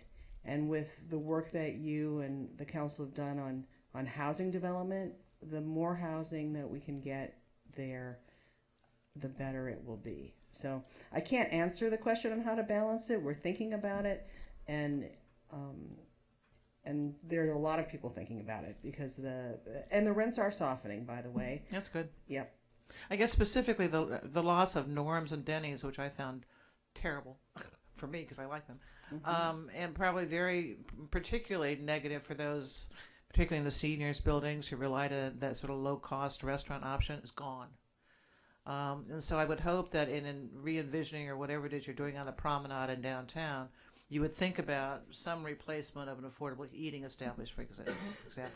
Absolutely. But I mean, I've also, as I said, I've watched downtown LA, and it rises to the top. I mean, it really aims toward the demographic that has the most disposable income, and I would hope that that's being considered by you guys. The other good thing about downtown is that our ownership hasn't shifted very much. The properties are owned by many of the same families all throughout downtown, and some of them, the Central Tower building on 4th Street, right? You're familiar with that. Some of those tenants have been there forever, and many of them pay a very reasonable rent because that lady is just fantastic, right? And so we have a lot of those types of owners in downtown that hold on to those tenants as well. Right, thank you. Mario. Oh, that's right. Sorry. We got into discussion. It was also interesting. Well, it's Kathleen and Jerry Rubin are our two speakers. Do you have more to say? Well, I just want to add a little context. I don't know if I'm going to be able to do this or not. Nah, I can't work this thing. Yeah, I need it. I need AV. I'm a Mac person too. I can't do it. So, so our board has been focused on this for some time as the infrastructure upgrades. We're thankful that this has come to the Planning Commission, and thank you to staff for bringing the conversation forward. This is obviously something that we all need to work on together. What I was hoping to add a little bit of context for the conversation tonight, and it is just a little, is some of the stats that we have for you. So, Promenade, 3rd Street Promenade pedestrian impressions. So we actually count the number of people on the street, each block, and the grid below shows you the difference per block. When we were walking this evening, there's quite a difference between the activity on the 1400 block compared to the 1200 block. The 1200 block is closest to Wilshire. Year over year, we're down just a smidge, just a %, but it's a trend that we haven't seen before. So it's something to pay attention to. Sales tax revenue, same thing, down 2.5%. We haven't seen that in quite some time. You see the grid on the bottom shows year over year sales tax comparisons. We're still a very, very strong multi-billion-dollar real estate asset. But we see these trends, we're aware of the trends, and we have to pay attention to them. The occupancy rate, we haven't seen this before, so we're at around a 10% vacancy rate. So year over year, 7.4% decrease. By the way, again, promenade only. This is the trends in the rest of downtown do not reflect the same numbers. And then just for you to think about their other regional investments. So while we are not looking at us as a mall, as a private development, we have to remember that in Pacific Palisades, the Pacific Village is soon to open. That's a $200 million renovation. Westwood Century City spent $1 billion. I think you work on that one, right? You might have some comments about that one. Again, if you're going for shopping, these are options for folks. Beverly Center, $500 million. So that's really it. Just wanted to give you a little bit of perspective. We do have a lot of statistics that we can provide to you as this conversation continues, but we definitely want to hear your thoughts. Leslie I have a has question. for you. Question. What I drove back on 2nd Street because I stupidly parked my car in the wrong place. What do you attribute? 2nd Street looks very successful. Mm-hmm. Why do you think that is the case versus the promenade? Well, it's completely different demographic. First of all, there's a lot of more housing on 2nd Street, True. so the retail spaces are smaller. As Kevin was saying, large retail spaces are not the future of retail, and very much people are going to the smaller footprint. So that new housing development on 2nd Street next to NRDC, right? Three small, great little restaurant spaces, all three of which are very successful, and they have the synergy of having all three of them near each other. We have hotels on 2nd Street, and so youth hostels on 2nd Street. Right. There's a lot of reasons to walk on 2nd Street. So I think that's the big difference. Also, there's narrower sidewalks, and so it's very walkable, but the walking space is smaller. You've also got some unique businesses there, like King's Head. I mean, you've got Absolutely. They've like been- one-of-a-kind places to visit that the promenade does not have. And that's very appealing to both locals and Right, exactly, visitors, right? exactly. And they've been there 40 years. Yeah. Thank you. Yeah, go ahead. So, Ms. Rosen, Mr. Kelly was saying that what's important is about what the idea of a place is, what the mystique is.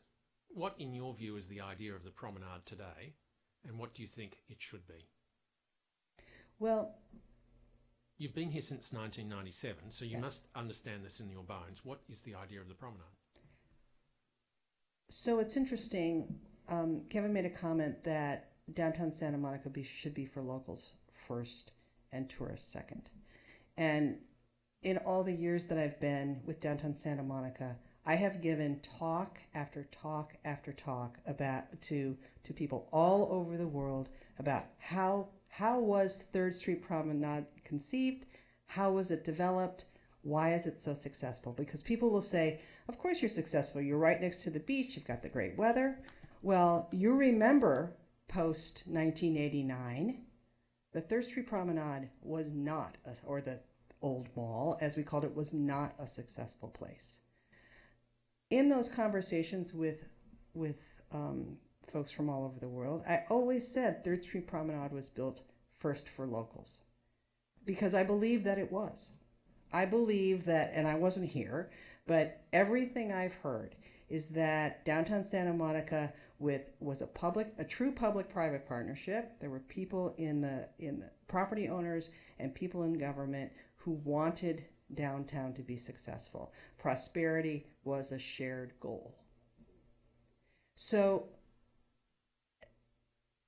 we still have that soul. Downtown Santa Monica is a neighborhood, but things shift because it is an open market. And I feel like that downtown Santa Monica we're on the verge of an opportunity to bring locals back, to bring it up, to be another, again, a beloved place. So I think that is an explanation of where we might go. My question was much more directed at you in the sense of when you walk on that promenade every day as you must to get to the office, what do you think? Is it an eating zone? Is it a shopping zone? What exactly is the idea that's underlying everything we do? And then what Mr. Kelly was trying to say was you have to have an idea going forward. So in your mind, without the market research, without everything else, without the process, where would you like to see it go? I would like to see it become a more mixed, a place where more mixed social interactions can happen, whether that's dining or music, or there needs to be more a gathering place. A gathering place, because At I any have ti- a 14-year-old, right? I want them off the screen. I want people who are sharing a space together, because this is Santa Monica, and Santa Monica has a great reputation, and I love it here because we see each other on the street and we stop and we talk. And how far away from that shared gathering place do you think we are right now? I don't think we're very far at all, because I still see you on the street. And that's what's thank right, and that's what's important. Do you But say hello? I mean, depends, I take suppose. the wide berth. No, but we used to have more reasons to be there longer, Yeah. right? So if you want to go to a movie, Santa Monicans aren't. They don't come to what's close, and we're all sick of driving. We'd rather be in our own neighborhood, so we have to provide for our community the things that they want. And can I ask you what, at one stage, the mall, before it was revamped, had that, what people would say is a tacky old food court right at the entrance, but where everybody who had a kid gathered on a Friday night. Now, we don't have that anymore, so I'm not down there. Lots of people. Did that hurt? That whole changing social gathering nature went away when the mall changed as well. Well, I don't know if it was that as much as it was the movies shifting, because I think you were at the food court before or after a movie, maybe. And so I think that when one comes to downtown Santa Monica, you should want to do more than one thing. We're not, you don't, sometimes you go there just for Old Navy, but sometimes you go there because you're going to browse, or you're waiting to see a movie, so you buy something you don't need at Brookstone, and then you have a cup of coffee afterwards, right? Or that's what it's about. It's about spending time together in your own community. Do you think we'll ever get a bookstore back? Yeah. How? Can't tell you. All right, now that's the $64 million question I want answered. Thank you. Thank you. Jerry Rubin. No, I'm Oh, sorry. you have another question? Yeah, am I coming up on that? Mario, or This- do you have a? I have a question. I was holding it. Oh, okay. I'll answer it. Well, Ms. Rawson, Sorry. in your presentation, you noted the numbers for the promenade. Yes. And that it doesn't reflect downtown as a whole. Can you give us a sense of what the numbers look like for downtown? We do as a have, whole? you know what, we do have them in terms of sales tax figures. We don't have as many pedestrian counters, but I'm going to have to get those to you. But they're relatively healthy. Right, especially since we're thinking about the promenade as part of the downtown, that would be helpful to know the context that we may be tying the promenade's future to. Yes. Yeah, thank you. Absolutely. Jerry Rubin. Thank you so much. It was great going on this tour. Thanks to everybody, and thanks to you guys. I'm out on the promenade almost every day, afternoons and in the evenings. I talk to literally thousands of people over the years. People love the promenade from all around the country and around the world. We're not a mall, we're a promenade and a plaza. None of the places are closed down because of the sidewalks there. No one ever said, I'm not coming back here because I don't like what I'm walking on. And the few cracks there could be fit and repaired with artistic tiles. You don't need to waste money on that kind of stuff. The curbs, I think they're needed. We are very pedestrian friendly. It's a great idea to keep that. We have great landscape. Those jacaranda trees are beautiful. The dinosaur areas, beautiful landscaping and water elements. We're lucky to have them. And it's great that they're going to be revitalizing them as the first aspect. We're near the beach, so great. We got pretty good parking. We could use some shuttles, hopefully electric shuttles around town. The Miramar, the Geary Hotel, the Arizona Plaza project, that's going to interrelate. They're going to help each other. Street performers and artists. I remember when we first started, we were asking all the performers to come over from Venice. They didn't have that on the old mall. That's one of the best things we have. Don't forget the good stuff Santa Monica Place is doing. They're getting that museum. Smart move. We should publicize things in a regional way that includes Santa Monica Place, that includes the pier, that includes the promenade, that includes Palisades Park, that includes Tongva Park, the whole thing. That's a regional approach. I'm not talking about regional in other cities. I'm talking about our own little regional area that people come to and mill about and go everywhere. Of course, we need more art, cultural, and entertainment activities. A police kiosk back on the promenade would be a cool thing.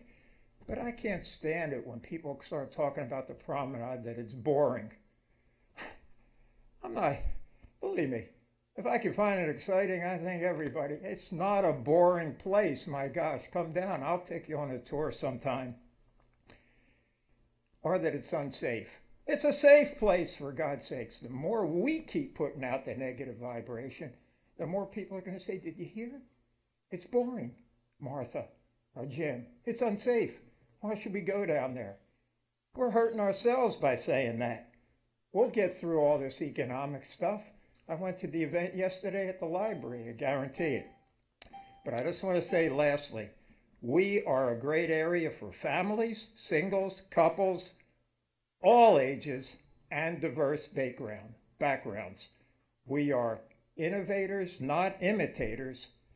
I want to thank all of us, the downtown district, the ambassadors. It's clean, it's safe, it's not boring, and we will do this. Thank you. Thank you very much. Mario, I think you have a question burning. And I don't know who wants to pick up this one, but let's start with the big picture. I don't know, Kevin and Alan, if you had a chance to go to that symposium we had yesterday about disruption here in our city. Okay. But you asked us to think 20 years ahead, and one of the speakers there said that in 20 years, you will only need 10 to 20% of the parking you need today because of the advent of basically autonomous cars, if they can solve the safety problem. Do you believe that? We're doing a lot of large-scale mixed-use developments where a variety of factors, Uber, automated cars, high-tech parking, has all been helping us to consolidate our properties, ask for less parking. So yes, there is a belief that that will happen. There is a counter theory that we might even become more independent with our cars if they're easier to drive. We might decide to turn them into living rooms. So we might actually have the opposite. We haven't seen that happen, but we are getting a lot more compact sites, parking on sites now because of what we're predicting in the future. Uber alone has really changed our parking needs. So in the roll of the dice, should we as a city start dialing down our parking requirements? Because these are long-term things to roll out. So yeah, it's very unfair for me to say this because I don't have to deal with the phone calls, but I would rather not see you build as much parking and pander to all the people that demand more parking, because every time you create more parking, you create less social life and social interaction. Okay. So, most downtowns, if you think about true downtowns, are less car dependent. And I think that is the thing that we're constantly fighting in LA, and particularly in communities like this, is being less dependent on car, more urban density. And I think that's what we're going to have to look at. And so I would advocate less parking. Okay. So next question is, we've been told about the death of the mall as a recognizable, let's say, archetype. And one of the speakers yesterday spoke about a third of them disappearing in the next 10 years, 5 years. Do you agree with that? I'd say even more. More, okay. And many of them will be converted to small towns, though, just to be fair. Many of them are, as we said, are changing them more into towns with main streets and diverse uses. So it might be the conversion of them that the form and shape of the mall as a traditional archetype is going away. Okay, so in the decline of these malls, much like airlines, when airlines go belly up, other airlines benefit. Do you feel that process will be at work? That's already happening now. So we've lost the premium pavilion. malls are doing great. When I say premium, not price-wise, but the high-experience malls are doing well. You have one or two choices. Don't invest in your mall and just write it down to the bottom and let it be very value and low price, or take it up much higher end. But it's the middle of the road malls that are really in trouble, and middle markets too. Okay, so we have the Santa Monica Place, such as it is, and we have the Promenade. What do you think the interaction is between the two? Is one going to drag down the other, or are they intimately linked? When one succeeds, the other will be pulled up by the same rope. And where are we in that process, from what you can tell us? And I think I would have to speak as an outsider because I don't represent. Well, downtown anyone Santa can Monica. take this And question so if I think I'll say part of it, and I think Kathleen. You know, I think the mall actually did. It's unfortunate. I think the image kind of hurts the district because those shopping malls in general have been not something millennials are as interested in. And again, it is all in just how they frame it. I think that could have been an urban center, urban node, which you're seeing a lot of, and I think just the mere perception of that would have changed. So I think it has hurt it a little bit. I hear about the new projects going. I think Stephanie was telling me about a project today, a tenant that could help it, that is not your traditional type retailer. So I would love to see it occupied by a new type of tenant. So let's say we were to lose 80% of our cars, and let's say the mall, let's go at it from the other direction. 20 years from now, the traditional retailer as we know, and let's say they all shrink to 3,000 square foot optimal little footprints.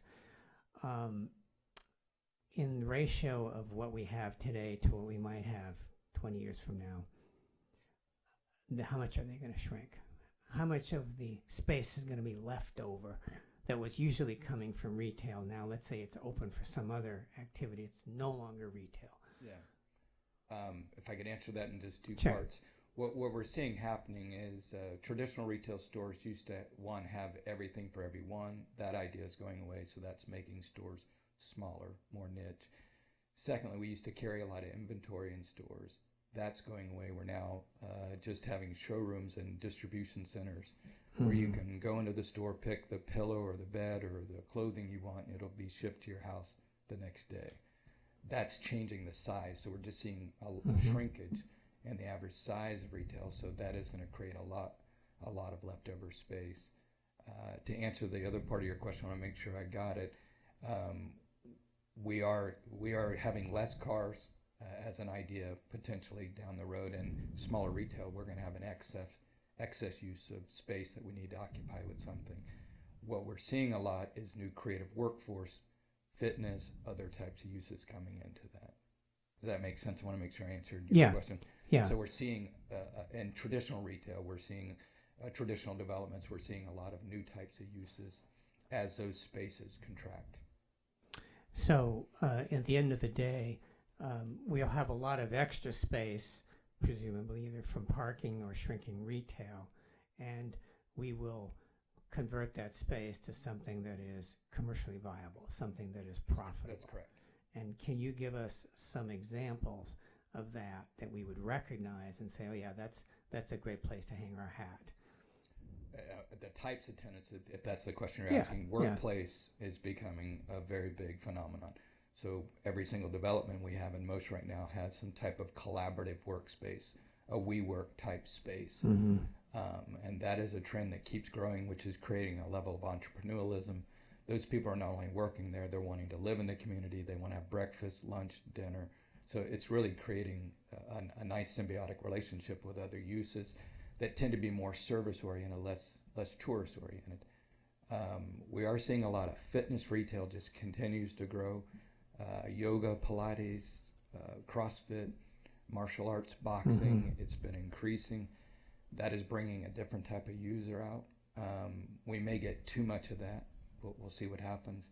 And we're starting to see institutional and educational uses come in into facilities as education is going through a crisis of its own as well. The big mega campus is not working as much as micro campusing. So you're starting to see smaller types of uses come in for that. We're seeing manufacturing companies come in and say, we want to find a way to sell products, whether it be cars or motorcycles or manufactured good electronics that traditionally were not retail oriented. So we're seeing different uses for that. Just about every internet company out there of size is also wanting to build a store. So you're seeing a lot of those players come into the market. Food markets, food halls, those are growing. The strongest category in general has been just restaurants. What about movie theaters? Are they up, down, in the middle? Where are they going? So before this meeting, I just left a meeting with a major movie theater chain that you guys have here. They're dealing with Netflix and Amazon and everything else, so they're changing their proposition to be not just only about movies, but about entertainment and leisure and social gathering as well. So you're starting to see them getting into other uses beyond just movies. But the movie industry at large is having a great challenge. The last couple of years have been very difficult for them. Okay, thank you. Kathleen? Someone there? Yeah, I'm Jason. sorry.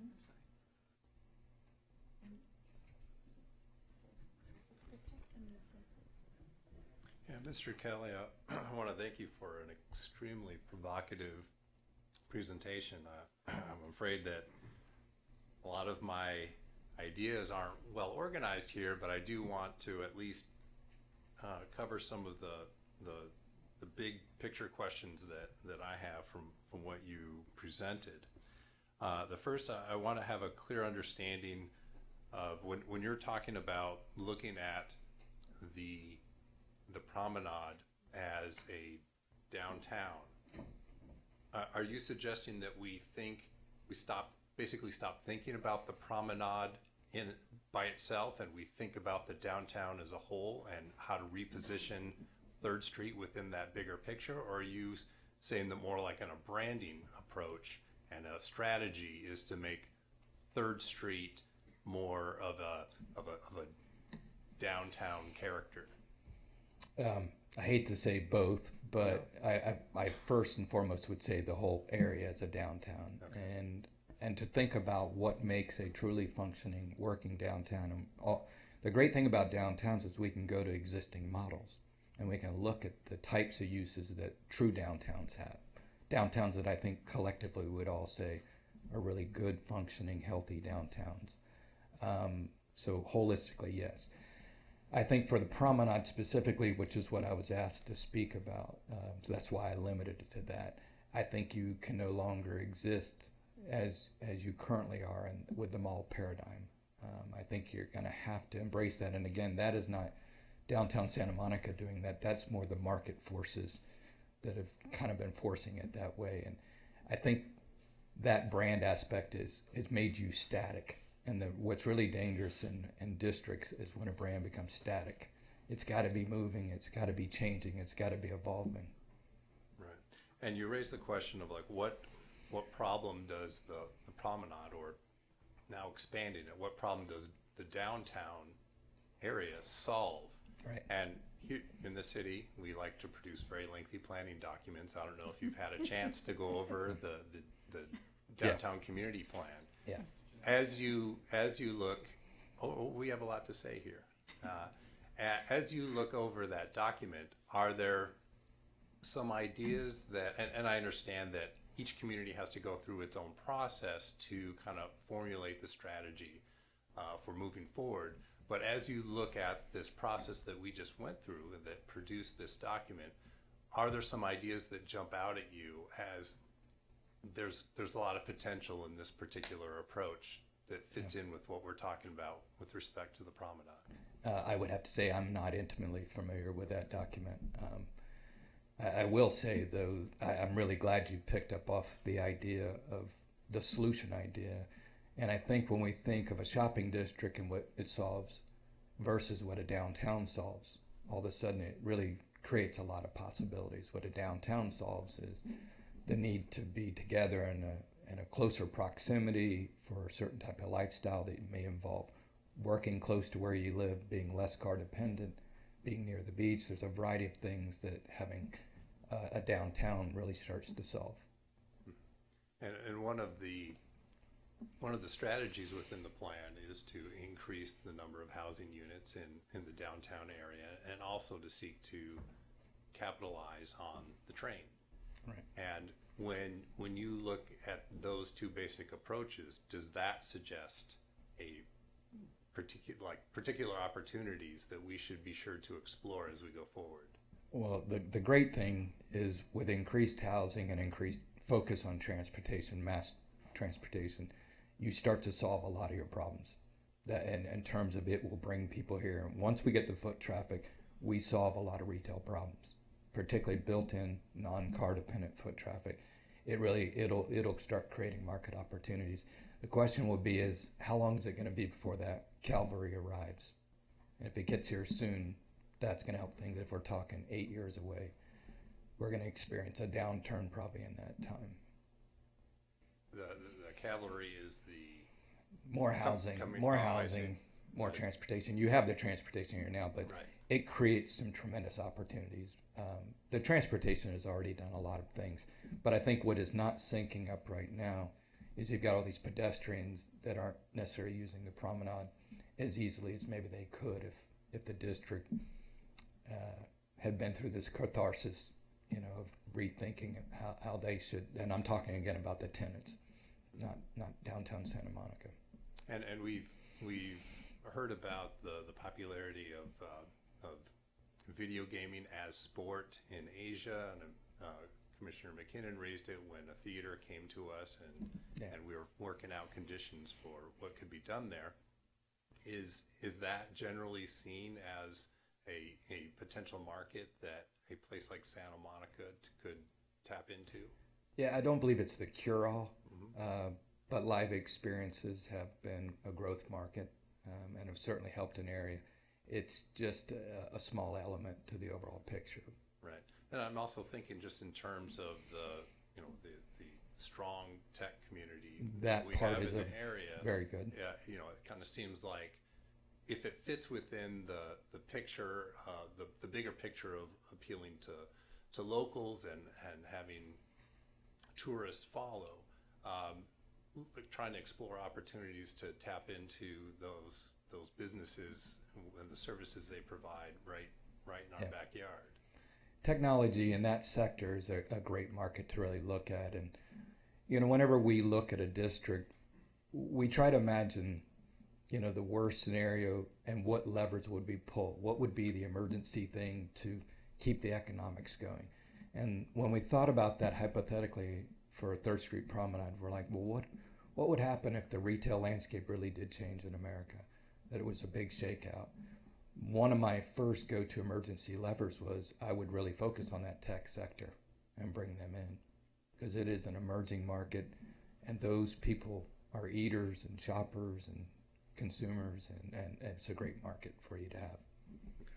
And my next question is, I believe for staff, but before you go, I just want to note that what you were saying about the bonfire idea really struck a chord with me, because we have a big black fluffy dog, and she's cute and just moderately cute out in the world, but when we take her on the promenade, she's a spectacle. And people, all of a sudden a semicircle, 3 people deep, will form out of nowhere, and I start getting worried if, I'm going to be fined because I don't have a performer's permit.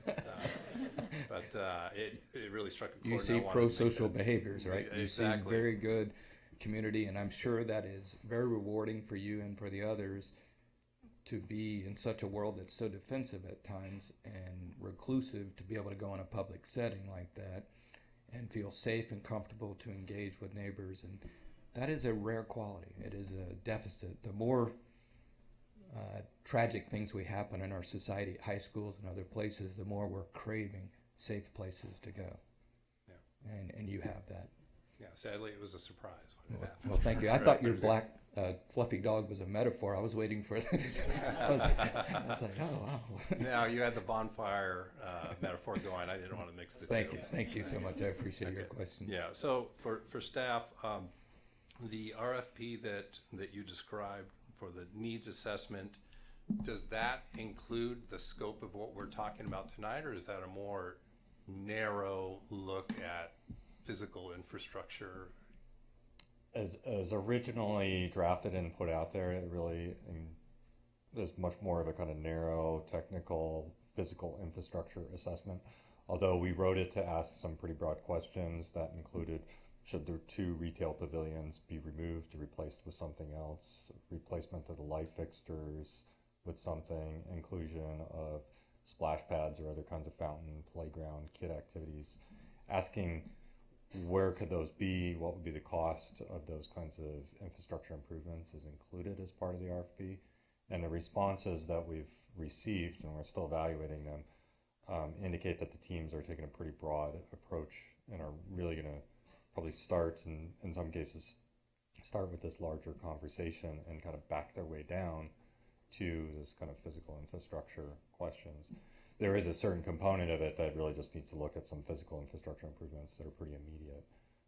For example, one of the additional tasks to that is an assessment of the elevators and the parking structures. That's something that just needs to be taken care of.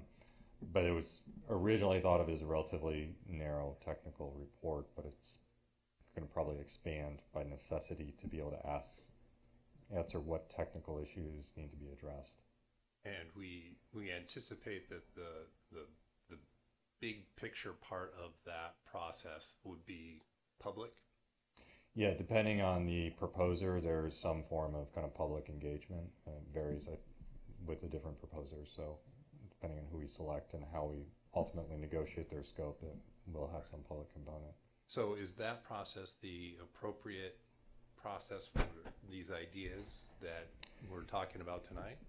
It's at the moment it's the process that we have moving forward that will, I think, be the receiver of these ideas, and in the absence of them having another kind of process to go into. That being said, since we started this, we drafted that RFP, put it out on the street, and then the 3 workshops that DTSM hosted occurred, and now we've concluded that and the RFPs are in. So I know that at the conclusion of tonight, we're going to have a debrief with DTSM and figure out how we move collectively forward. And so downtown Santa Monica, Kathleen and her team may sort of try and accelerate certain questions, but that remains to be seen. Obviously this meeting is part of our information gathering process, but okay. I think there'll be other processes other than just this one RFP that's out there. Okay. Thank you. So I'd like to follow that and then come to Mr. Kelly. It does seem that there are 2 distinctly different elements to what we're now thinking about. One is, what is the role of the promenade in Santa Monica and how do we address it, which is a more whole-scale envisioning of where it sits in the city and how the city wants it to be part of its fabric of life going forward. And this other more prosaic bit that you've put forward, which is elevators, redoing the roof on something. How do you bring those 2 together, or are they still 2 different things? Because one is a much more broad scale social aspect, how people move their eyes around, where they want to go to, how they meander, as opposed to, well, that needs some more blue paint right now. The second, it really is conditional on the first. You're correct.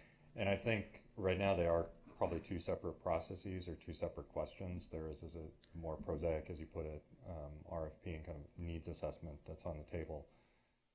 But it does need to be informed by this larger conversation. And in fact, that's where we started with DTSM picking up these workshops. As we said, if we're going to be in a process where we're going to be repairing the sidewalks and putting down new pavement, this is the time to ask whether we should be doing other work on the promenade and what kind of work should we be doing.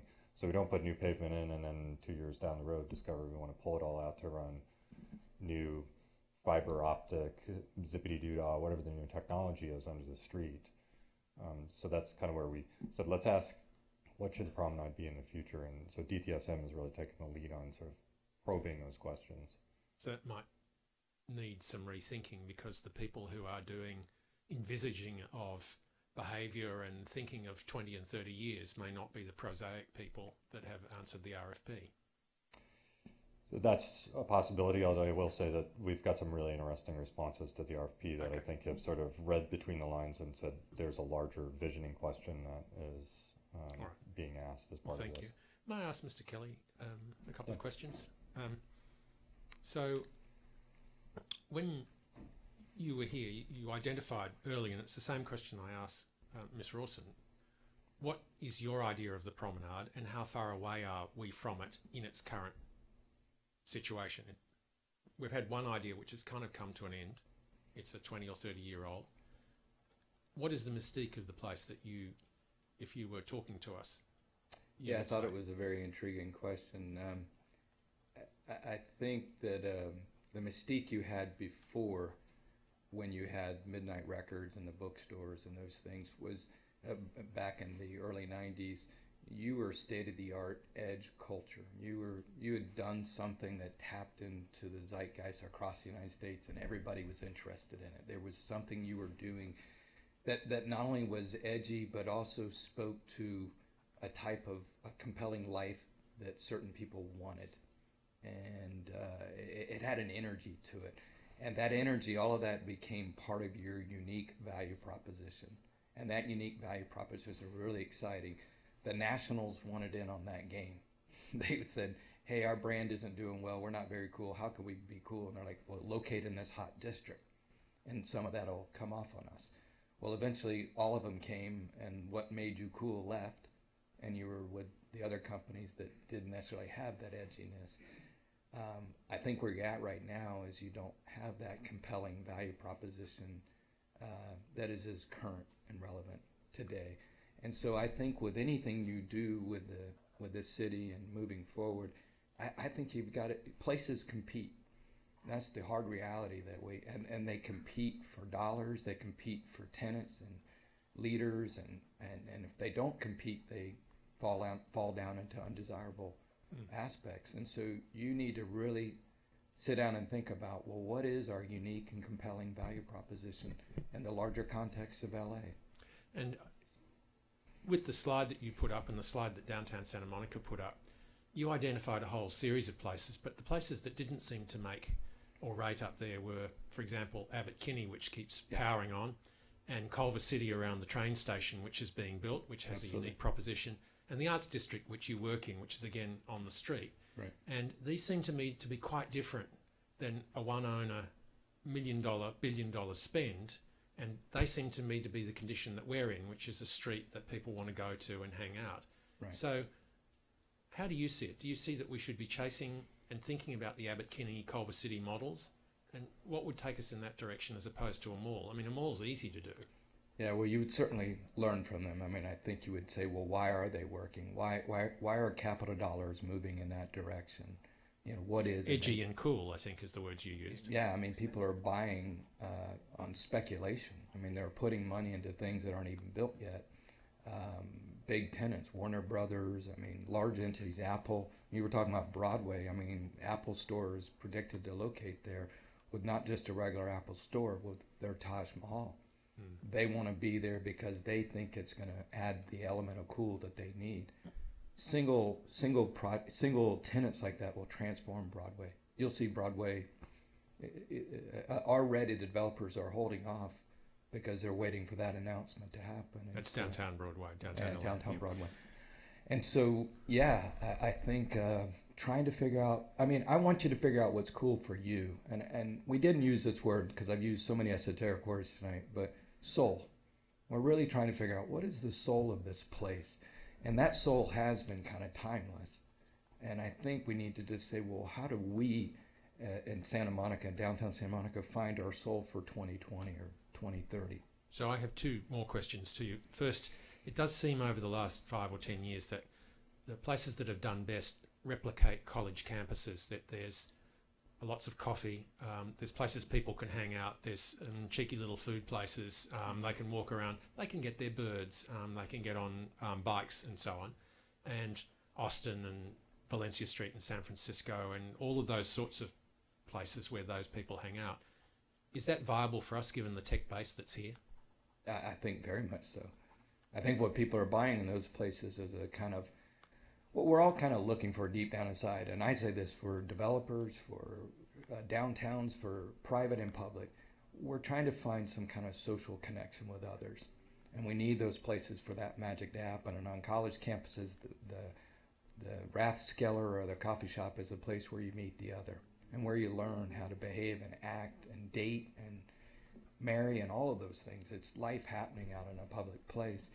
And you have all the fundamentals for that to happen in your place. So the argument that people have used in Santa Monica for so long is I never go downtown anymore. There's nothing ever there for me, which I think is overstated, right? Yeah, I think it is overstated, but I think there are quite a lot of people. I spoke to a lady today who went to the movies here for the first time in 2 or 3 years.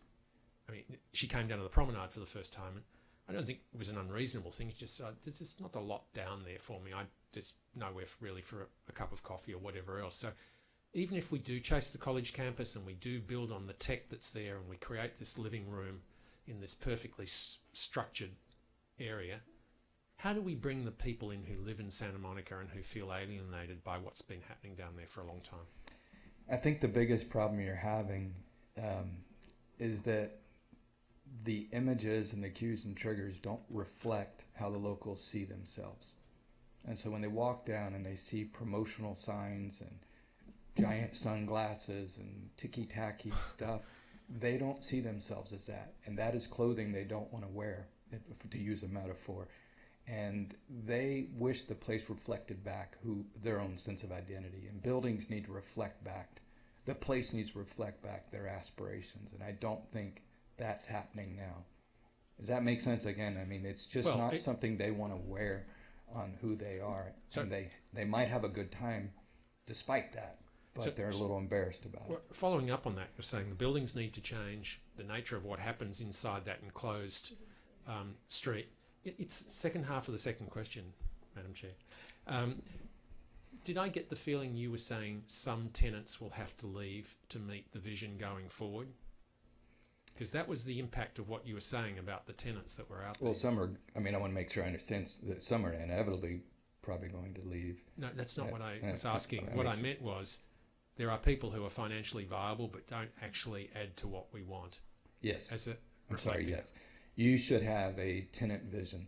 You should have a very aspirational, idealistic tenant vision that is coordinated with landlords and others to say we're going to go after these tenants. This is what would make our place. And I say tenants broadly beyond retail to say this is the type of place we want to be, and you should go on the road and try to find those tenants. And how radical is that in your opinion? We do it every day. With public-private? With public entities. We go and we say this is what will make... Most of the communities I work for are in way worse situations than you're in. So they're more desperate to get something, and those are when you really move mountains. When you get a group of 5 stakeholders in a community and you go out to wherever entity you want to come to your place, and you portray a compelling vision. And sometimes the incentives don't have to be in financial. They have to just be, we're going to get behind you, and you get that tenant to locate. That's when it really changes. And yet the numbers here seem to suggest that we have that compelling vision. You know, parking down 7% over the last year. Percentage of people coming down a percent, 7% here and there, and that's pretty substantial numbers going down. Yeah, it's not a good trend. We are at that moment then, aren't we? I'm probably more fearful than most people just because I get to see retail across the country. Thank you. Oh, sorry. God, I keep jumping in. It's right there in front of Hi, I've got 2 questions. The first question is about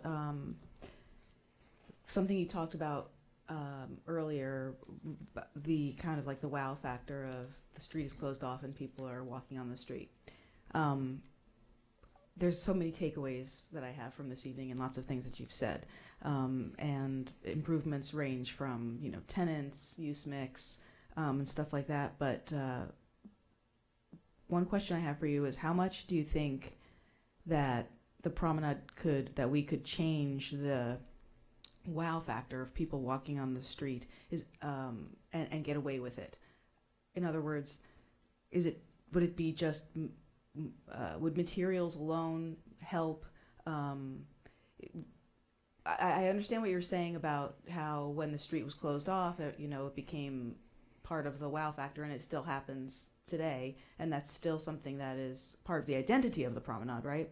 But what if that whole expanse down the center median were to be changed? If that was after all of the needs, after all the work is done, and people are feeling like, hey, the median is a place where we can really change things up. Maybe it's wooden ramps with Instagrammable features. Maybe it's interactive art, like in that park in Brooklyn. Maybe it's some kind of see-through highline thing where people are attracted to it, or they can sit in some kind of amphitheater seating. How much of that center median, walkable, closed street that is really amazing and unique and we want to preserve, how much of that can change, do you think? I think it can change a lot. The reason I use the metaphor of a bonfire is I think what needs to happen in that middle is your bonfire idea, not a literal bonfire per se, but something that really compels people to gather around. My concern would be is that it shouldn't be a random or too clever for itself idea that's in search of a solution, but it needs to be a symbol. It needs to be some kind of symbol that speaks to what this place is fundamentally about. And I think if you find that right metaphor, I mean, this is off my cuff, but you're a very recreational-based community. So if it had a recreational focus, and that doesn't mean skateboarding per se or anything like that, but just this is what you do with the outside of work and home. This is your place for recreation. If it's a symbol for that, I think that would start to tie into a larger vision and a value proposition of why you guys are relevant in 2020 or 2030. Okay. And then my second question is kind of similar to something you were touching on briefly with Commissioner McKinnon, but while I was walking on the promenade and talking to some people and staff, I was also noticing the ticky-tack stuff. And one of the thoughts that I had was in some of these other private specifically manicured places like the Grove or wherever else, they have, and I'm just calling on this one little feature, but it could be anything, signs that instead of being flush on the storefront itself, they have signs that kind of like protrude out from the store and hang so that as you look down the corridor you kind of see. But in many places, and I was just recently in San Jose and I went on, there's like some street that they're making there that's kind of like the Grove. It's not done being built yet, but I walked on it and it was neat, and it actually had a really cool retail store that started with A and ends in N, but I won't go there. I loved it. But anyway, they had these really cool signs, and they were all similar, so that when you looked at them, they all kind of had the same look. So it was like this really similar like branding thing. Like I could look down the corridor and I could see that's where I'm going to get my coffee. Oh, down there, that's where I'm going to get my taco. And then a little over there is where I'm going to get my handbag. How impossible is that to do on the promenade? And we were kind of debating this as we were walking a little bit, but how impossible is that to do where it isn't just one person owning the whole property and you're going to say, this is the brand, and you're going to all conform with your signage. And it doesn't have to be just signage, but how hard is it to get everybody together to really say, yeah, we think we can get a more cohesive look. Yeah. So obviously, in private development, they develop tenant criteria packages, something we do regularly in our firm that mandates what all the other, gives guidelines, bordered guidelines for you can't put taped signs, promotional signs on the windows. And that does help to a point, but the one danger we get to is when we become homogeneous from beginning to end. It is a danger. Okay. Where cities, where we get the walking behavior we want, and I should have described it, what is the walking behavior we want? We want people every 5 feet to 10 feet to notice something different, because that keeps people engaged. And when you have a homogeneous environment, people stop tuning in, they stop window shopping and what we call window shopping behavior. So the best cities in New York, if you walk 20 blocks, you don't feel bad because there's so much interest all along. But what's amazing is, as idiosyncratic as every one of those buildings are, they're talking to each other. The cornice line's the same, the parapet's the same, the door widths are the same, and they have a dialogue with each other. And even though they're all individual, they seem to represent a collective whole. and that is mandated to some degree by the city to say this is what we're about. And so you have a certain era of building, a certain type of building, and I can't speak to whether you have those criteria now or not. I don't know that. So it's just a matter of if as we go forward for some kind of new visioning, it's just a matter of saying what those are and then getting buy-in or demanding the buy-in. Yeah, and I think what the reason you're seeing the ticky-tack stuff, and in my opinion it's been getting a little worse than it used to be, is not because DTSM isn't doing something. I think it's indicative of retail. Yeah. And the companies are getting thinner and scared, and they're promoting a lot more. They're doing the half-off sale promotions a whole lot more. And so that is a pretty big cue and trigger to consumers. Okay, so in general, it could be then that once these new visioning criteria, those things are set, I imagine what you're saying is that the retailers are going to want to conform to some of these newer things because they want to see the revitalization. So they're going to. And you can put in certain guidelines. I want to be clear. It's a spectrum, and you can decide how much policy you want to put to that or not. And I wouldn't, without more discussing with you, I wouldn't want to tell you how much level to put to that. But in many downtown areas, we do set a certain amount of framework to say we need you to correspond to this level. Sure. Okay, cool. Thank you. Thank you. I have a question about your experience in working with areas such as this and bringing them back and changing them, and I guess my question is, in how many of those cases, is it the majority? Was there actually an active public sector involvement, whether it's financial incentives or planning incentives or all of the above? And the reason I ask that is if part of this visioning process comes out with, it would be really wonderful to have, for example, a museum at Wilshire and the Promenade, or an art gallery, or an art school, or something that's not necessarily revenue producing, but it would be a really desirable use in the promenade, and it would be a total draw. I question whether it's feasible to do that without a financial incentive from the city, whether it's site-specific financing or tenant improvements, some kind of incentive to make it work for what we'd really like to see. And is that generally the way things go in your mind? Yeah, in almost every situation, we've got we call it seed money economics, but we need some seed money to build the revenue base, the tax base. And so we normally will go to a city and say, if you give us 20 million, we'll give you 100 million back in tax revenue. So we'll need to have an investment, generally some type of capital investment. And I think your district needs that. 3rd Street Promenade needs some type of capital investment. I'm thinking like of a catalytic use that is not revenue producing, like a museum or an art gallery. I mean, we have city land downtown. We don't have redevelopment anymore, but you could still do site-specific financing for a museum or whatever to make it work for a non-revenue producing use that would actually draw people, for example, to that end of the promenade. And districts and cities need to be about change. They just constantly need to be, what's the next thing, and you're going to have to have some change. You're going to have to create something new to pull people down. Whether they be residents, workers, or tours. Whether, I don't know that it's comfortable to rely specifically on just the private sector and how it negotiates with each other to get what we want on the promenade. Yeah, I would agree.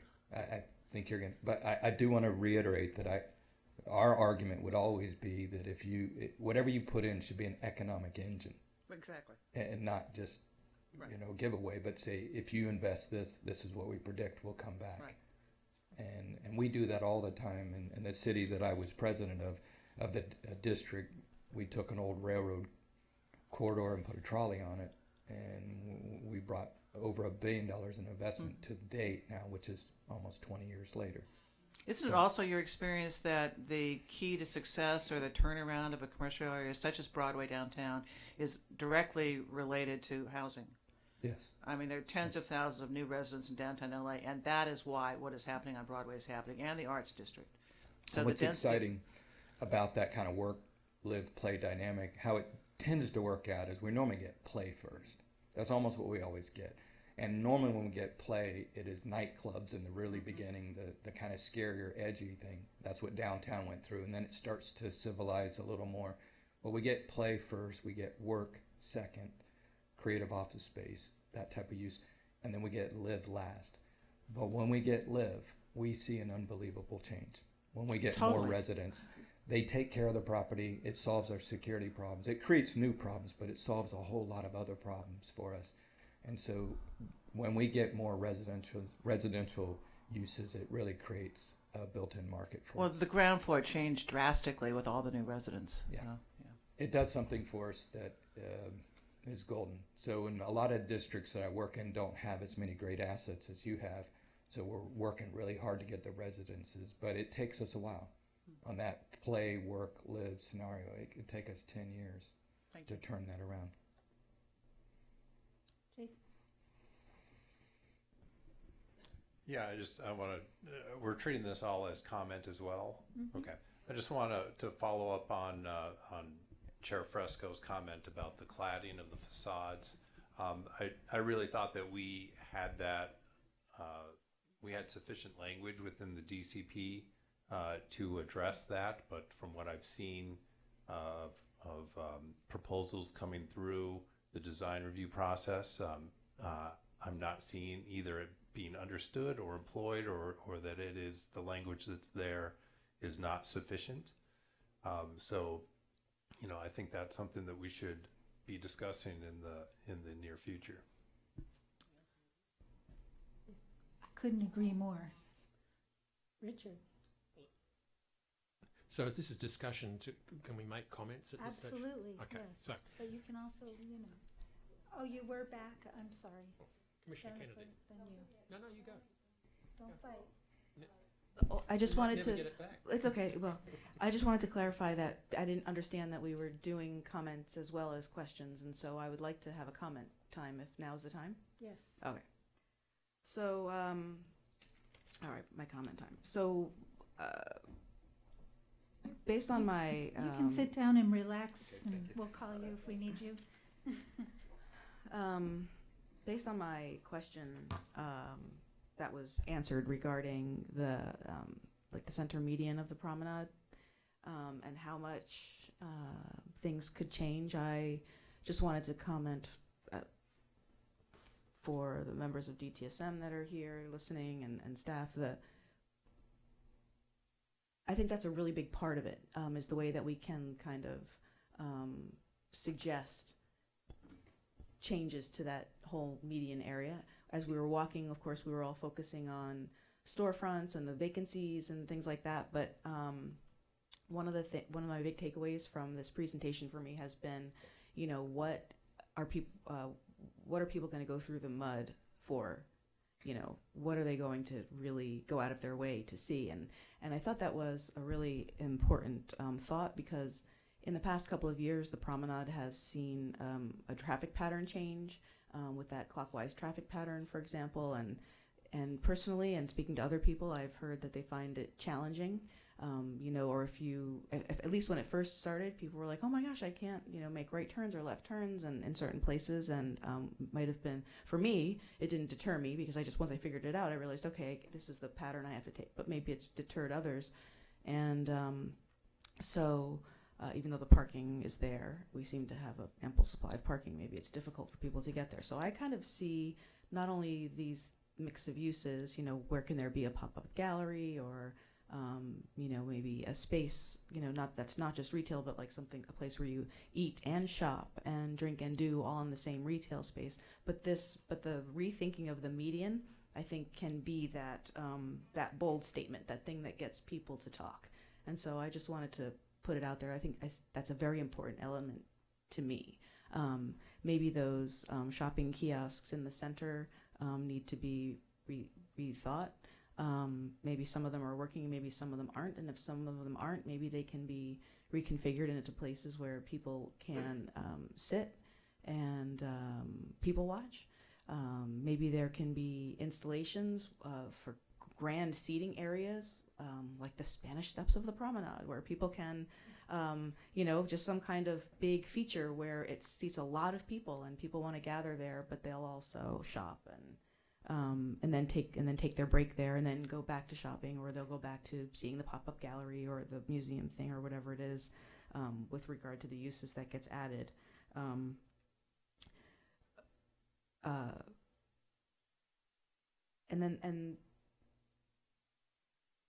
I just really, in addition to that, like the idea of the non-commercial leisure type things that drive the foot traffic. I thought this is a great starting point for some of this revisioning of the promenade.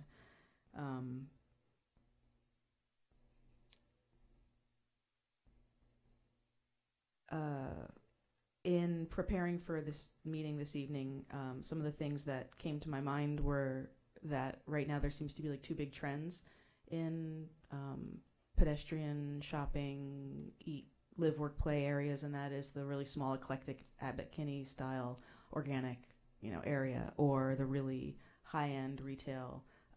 Century City is such a wow factor now that you're going to drive to go there, and that the promenade is sort of that in-between space, but it still has so much prominence that really it just needs a rethink, not a major, overhaul. Although some of these smaller things will feel like major overhauls and be give it just what it needs. Food, bars, music venues, park-like features, art installations, places where there can be pop-ups, and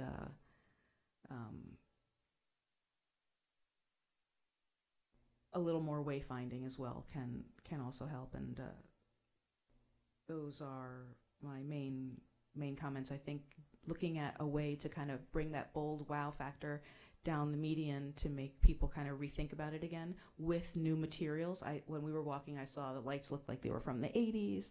The tiles were faded, and I took photographs along the way, and some of them were so mixed and matched, and like there were patches and stuff. And I'm not saying we need some kind of crazy new tiling like on the Esplanade, but definitely not that kind of tiling. But maybe some kind of new, fancy flooring could be really amazing. And then I'm just going to put this out there, since we're this is our idea blurt moment, where I want to, what if the entire median down the promenade were actually excavated, and it went down a story or two, and down there, and then it was covered over with some kind of like clear walk on, with like railroad ties crossing it, but that you could see what people were doing down there, if there was a museum down there, or if there was just shops, or maybe some parts of it were excavated and then it kind of rose up again. I mean, if you really think about it, there's a bajillion things that you could do in that whole big gigantic space.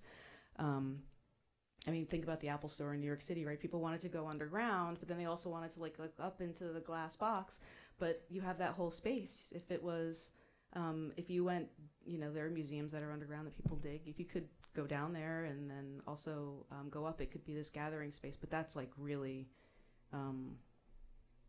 that's actually kind of like a major overhaul. But that was just an idea that I had, and I'll be long gone. If anybody ever likes it, roll with it.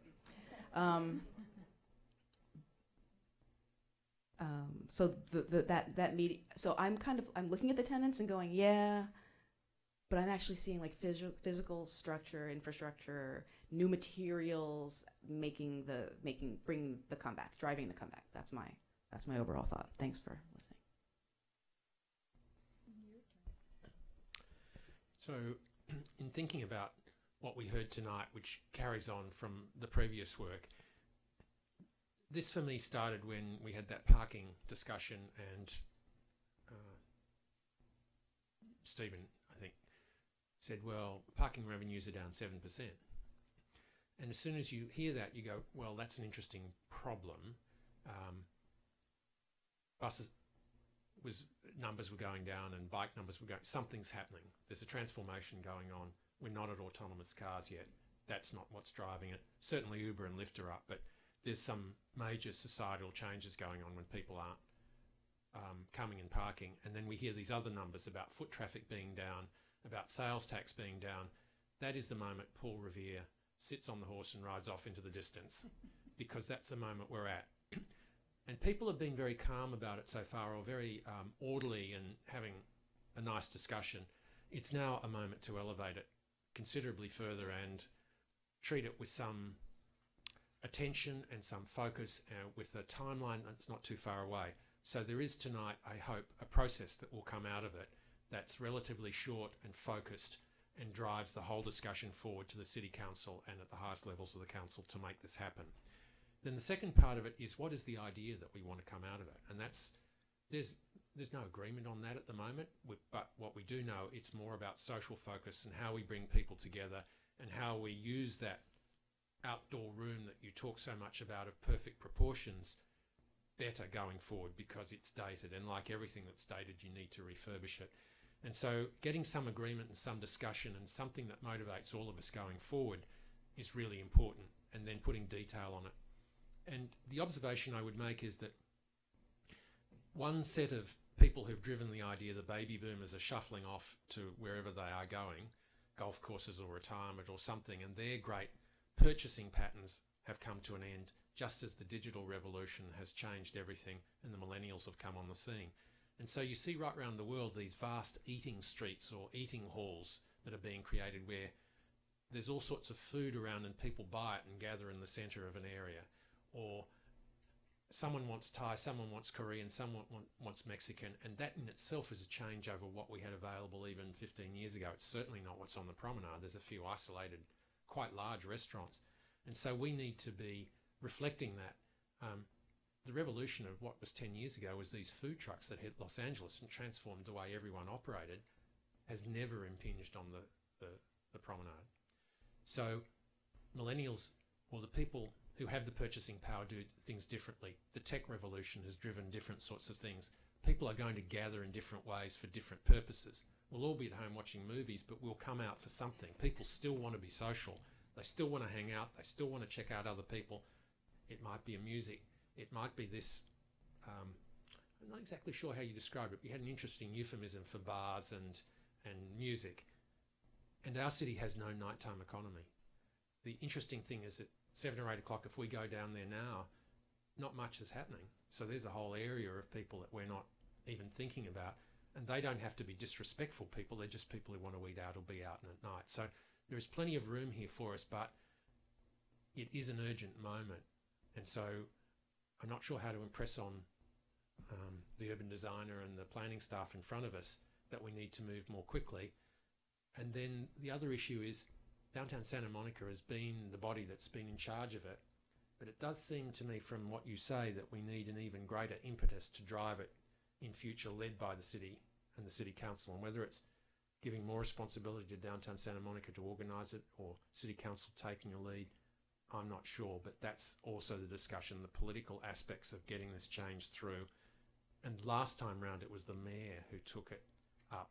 Denny Zhang will be forever associated with putting the promenade into place. So somewhere here now, that's where we need to get to. The political will associated with the process that leads to some sort of shared vision. Now's the moment. That's my contribution for this evening. Thank you. Thank you. I just wanted to add a few general thoughts.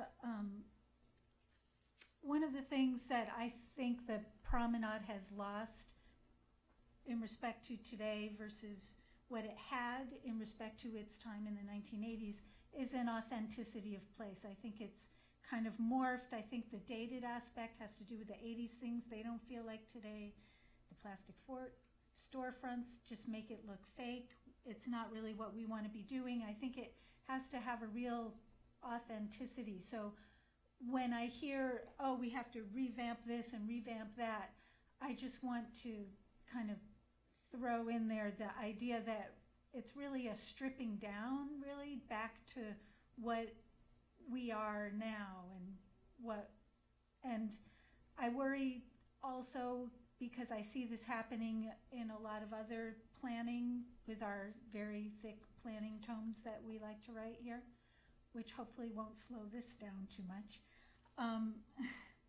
Is this idea of programming everything and having, if you know, as Jennifer was talking about, the median, and there would be music or platforms or seating or whatever. You know, I just want to make sure that it's a flexible thing that can morph with who we are and who we're becoming, and it's not all something that the city ends up having to organize and program, that it's a real thing and not something we impose on the promenade, that it has an authenticity. Just in terms of my own experience of the promenade, I get there by boat. That's why it's not registering. No, I'm kidding. I walk there usually, and usually walking to downtown to go to a movie or to get food is part of our evening activity. So when we get to the movie theater and there's no seats and we don't get to see the movie, which happens a lot, you know, there's still things to do, but that lack of nightlife and the fact that the stores close, you know, I think that would be a really important thing to target if you're going to target uses and things like that, is to really bring that to Santa Monica. Downtown is certainly the place in the city where it's most relevant, and we're really kind of starved for it. And so that would be a great thing. So those are basically my ideas. You know, I was thinking also that in terms of it morphing into this new thing, I would really like to see it as a morph, as an evolution rather than a revamp.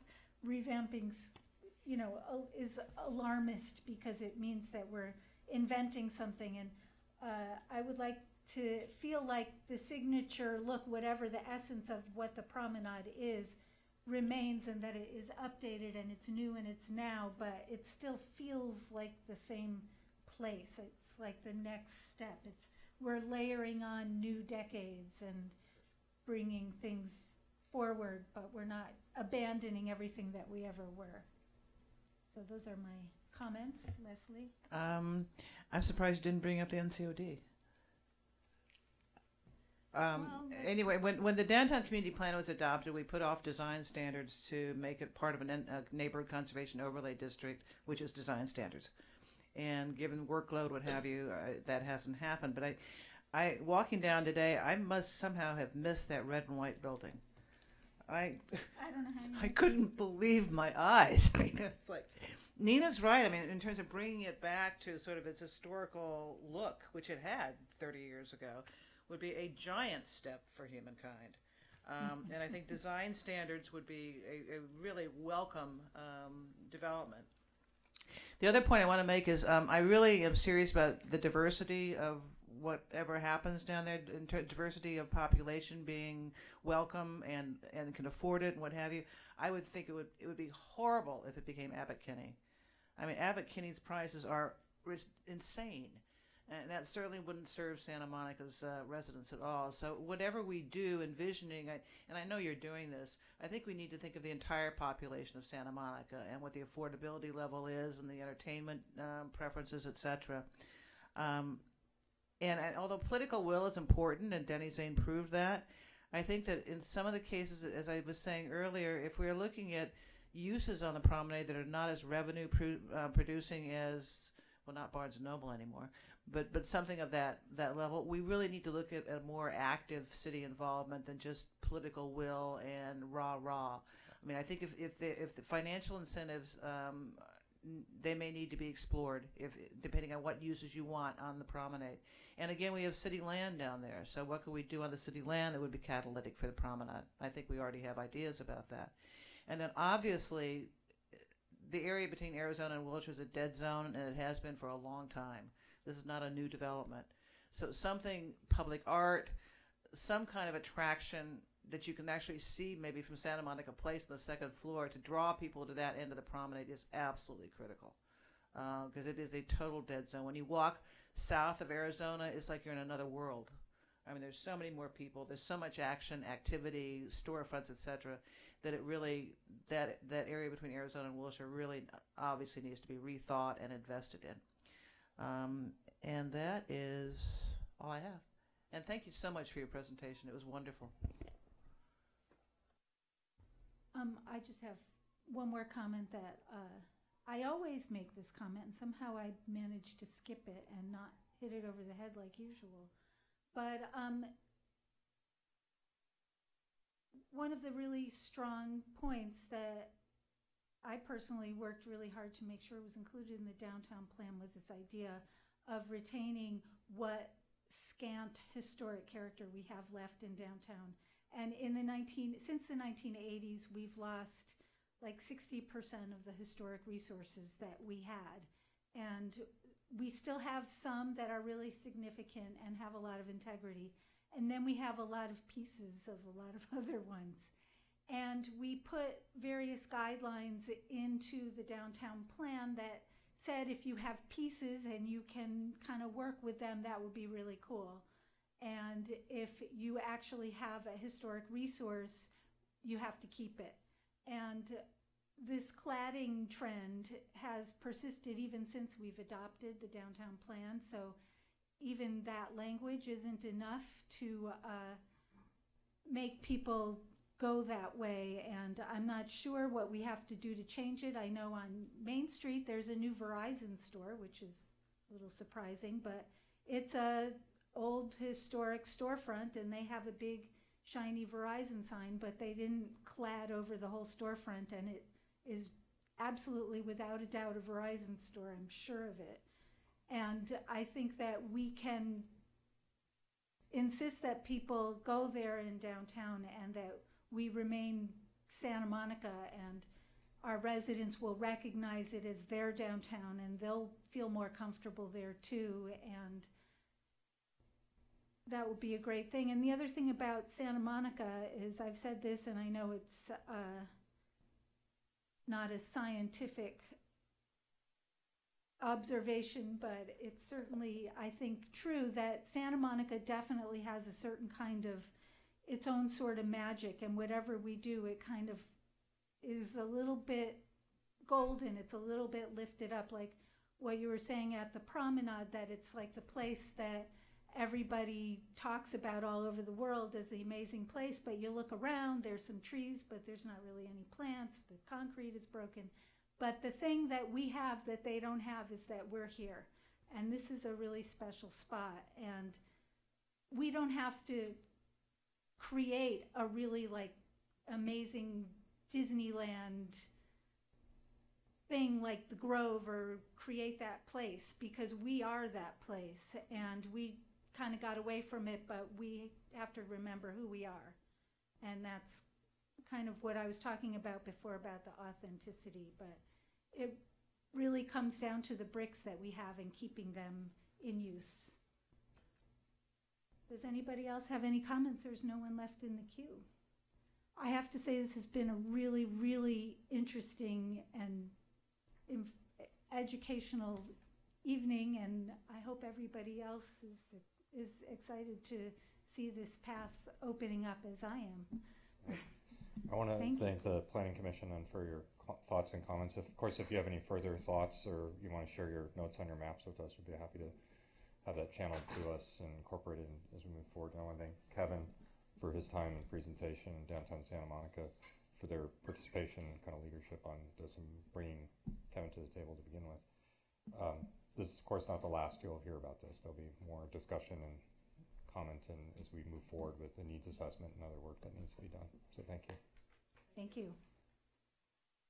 Chair, if I just note, I believe that Commissioner McKinnon asked that this be put on our agenda, and I just want to thank him for doing so. Thank you, Richard. And that brings us to our next item on our agenda, which is about an amendment of Chapter 9.32, the telecommunications facilities in the zoning ordinance.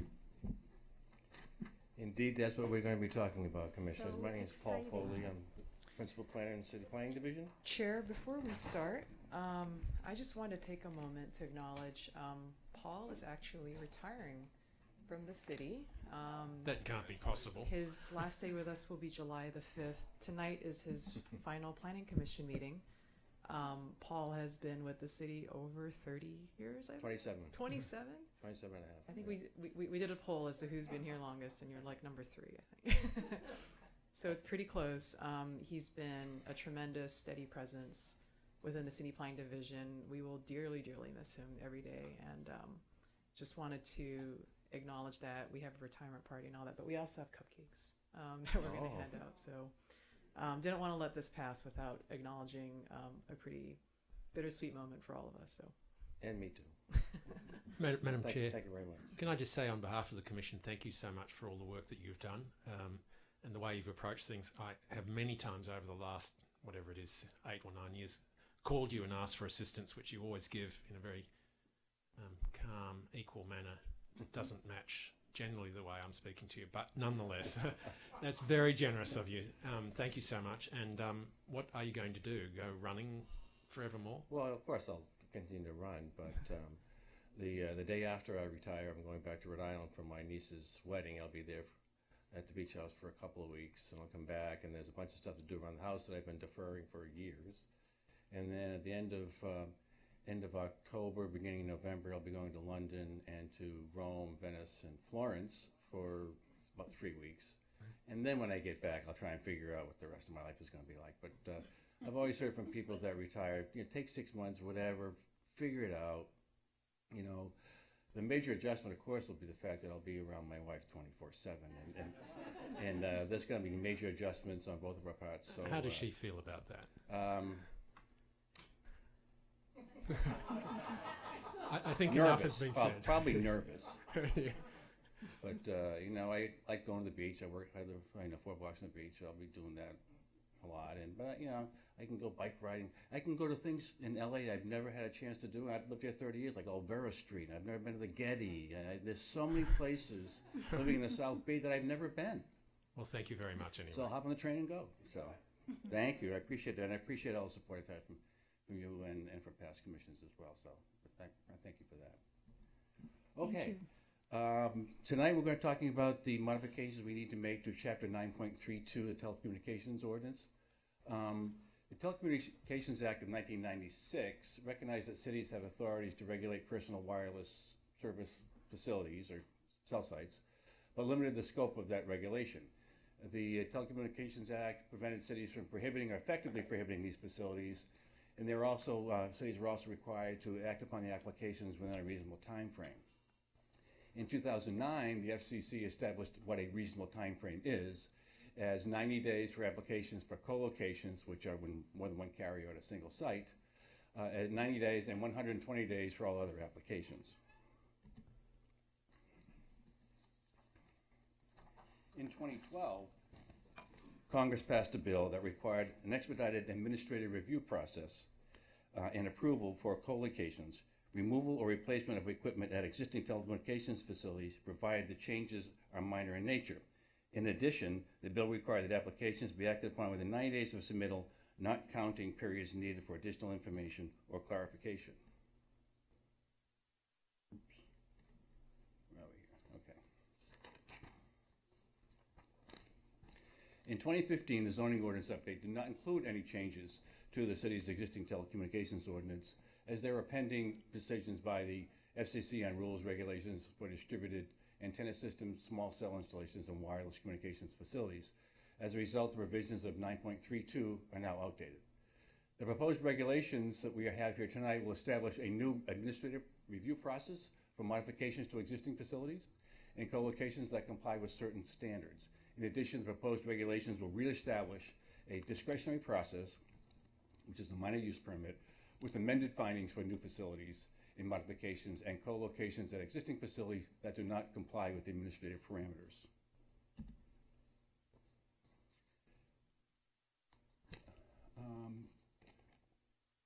In 2015, this is a repetitive slide, let me just skip that one.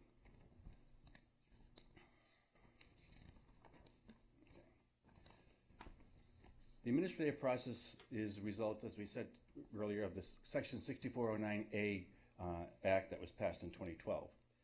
A 6409A proposal cannot result in substantial changes to height, width of the existing facility. It cannot propose unconcealed equipment or call for additional ground-mounted equipment or excavation. And then in your staff report, you have a long list of parameters and regulations that need to be followed in order to qualify for that administrative process.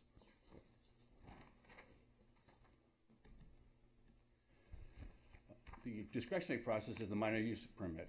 Any proposed modifications to existing sites that do not comply with the Section 6409A standards or any new installations at new sites require a minor use permit.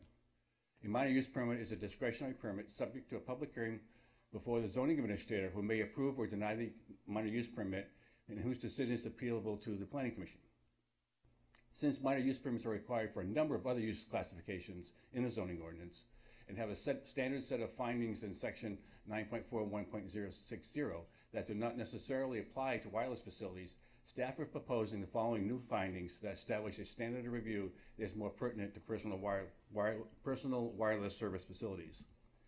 And the findings are, as you can see here, I don't want to go through them specifically, but it talks about compliance with the general plan, compliance with FCC regulations, compliance with the standards set in 6409A. The applicant has demonstrated a good faith effort to identify and evaluate more preferred locations, and the applicant has provided the approval authority, the zoning administrator, or the PC on appeal, with a meaningful comparative analysis that shows all less intrusive alternative locations and designs.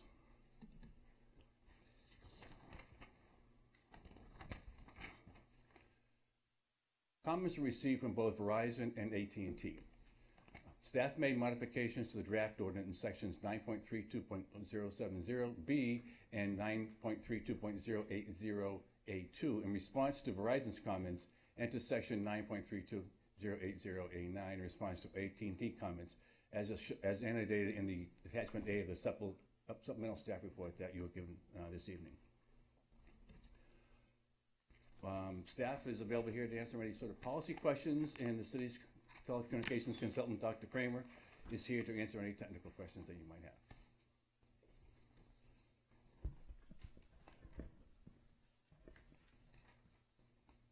Jason. If you can walk us through the changes in the supplemental report. Let's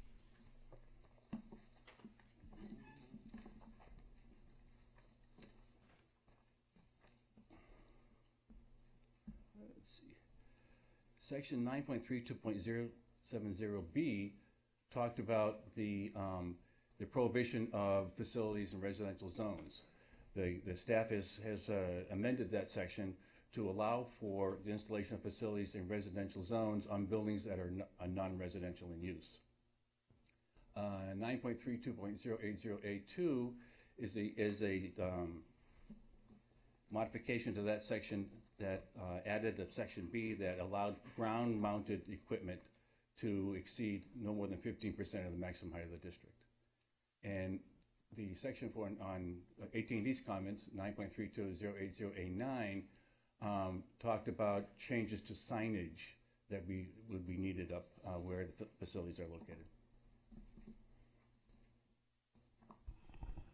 I just want to also note on the red line on the supplemental report that we handed out, there's a small typo on page 10.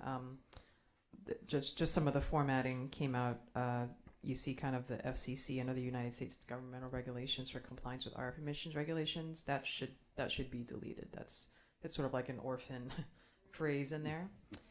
It is on page 10 of your supplemental in the red line, and you can see kind of a quarter of the way down the page what the change should be in the red line, and then there's sort of just this orphan phase that starts with FCC or other United States governmental regulations. So that was just a numbering typo error in there. It's listed as number 10. Right, it's listed as number 10, but it really should be not. It should be deleted. Right? Yeah. So we're looking at changes on page 8, page 10, and then one more, right? Page 11. Page 11. Mm-hmm. I don't see it on 11.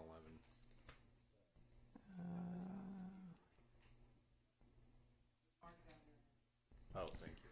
And lights on page 9, was that an addition? Or just the numbering? That was that's just a numbering. And then, right. And there were some changes to the indemnity section. Right. On 13. That was more of a clarification. What we highlighted in the report was more the substantive. So yeah, the indemnification is a clarification, and there were a couple of typographical errors that we corrected. I'm just looking at others here. Yeah, page 5, you see one of those typographical errors. Professional became personal. Did a little wordsmithing in how we accept applications. You can see in 9.32050C.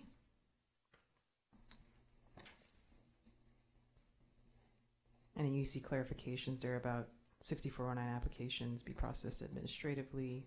Fees are, of course, cost-based. None of those are substantive changes. It's sort of restating what the purpose of that provision is. Okay, and then for the height, the new language related to the height, so I guess that's page 9. That's right. So that's Page 9, correct. So that's clarifying that ground-mounted towers may not exceed the height limit. Mm-hmm. Is that saying that rooftop towers can exceed the height limit, but not by more than 15 feet? Above the roof line, right. We are making Above that the roof distinction, right. I see. Yeah, the way it was written before, it appeared to be like contradictory language, so we wanted to clarify that, as it is now, rooftop facilities may extend 15 feet above the roof line. Thank you.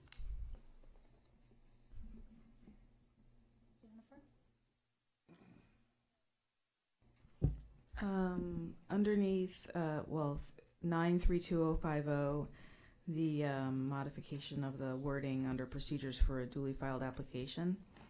I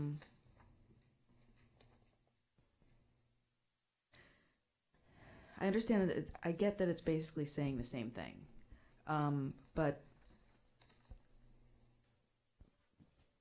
does this language also mean, or does it say somewhere else that in accepting the application, if it's not if it's submitted but is not in accordance, that basically it's not accepted?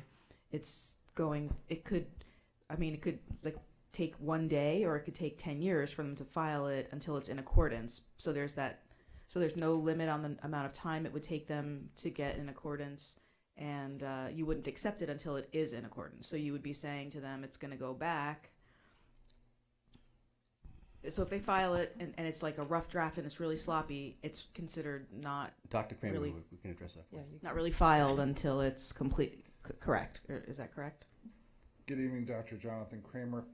The way the federal rules work is that if an application comes in and it is incomplete, we send it back to them. We basically stop both the state and the federal shot clocks. Okay. When the application comes back, we hope that it's correct, although often it's not. We have 10 days to review it to determine if it's still not complete. We stop the clock again. This process goes over and over until they do submit a facially complete application, and then staff processes the application on its merits. So the answer to your question is, we don't really process an application until it's complete, and that's the very first step. Okay, and so you send it back to them until they get it right, basically. It's basically, yes. The long and short of it. Okay, thank you. You're welcome.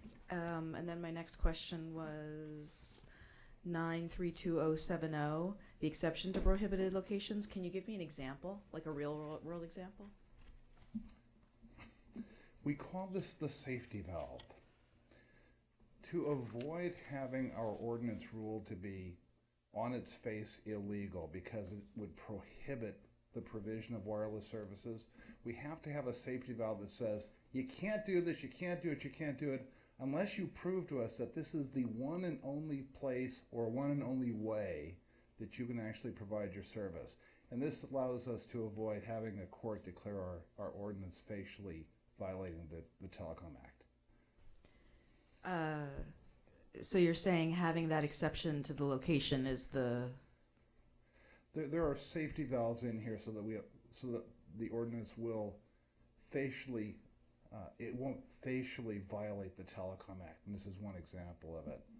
There's several places basically where we say you can't do something unless you prove that it's the only way you can do something.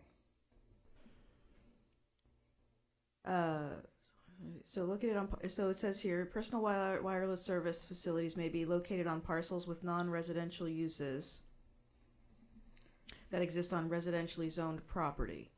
So that I'm trying to just actually think of a place in Santa Monica. Churches. What?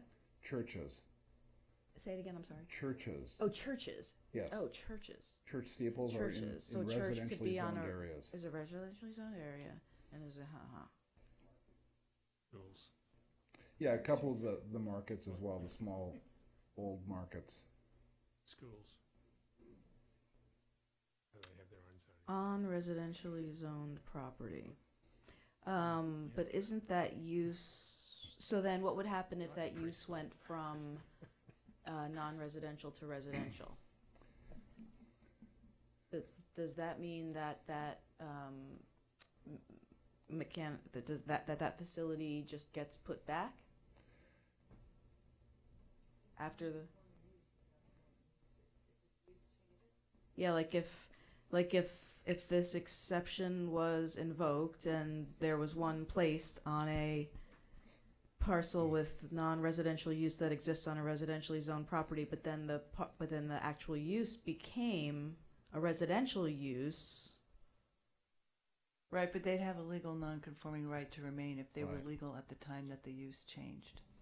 So it would just be by abandonment or a normal non-conforming So if it went from a use. church to a house, then that facility could stay or would get put back after the development. The facility would stay, but it would become a legal non-conforming use. So all of the normal rules about not being able to modify until they come into compliance would come into play.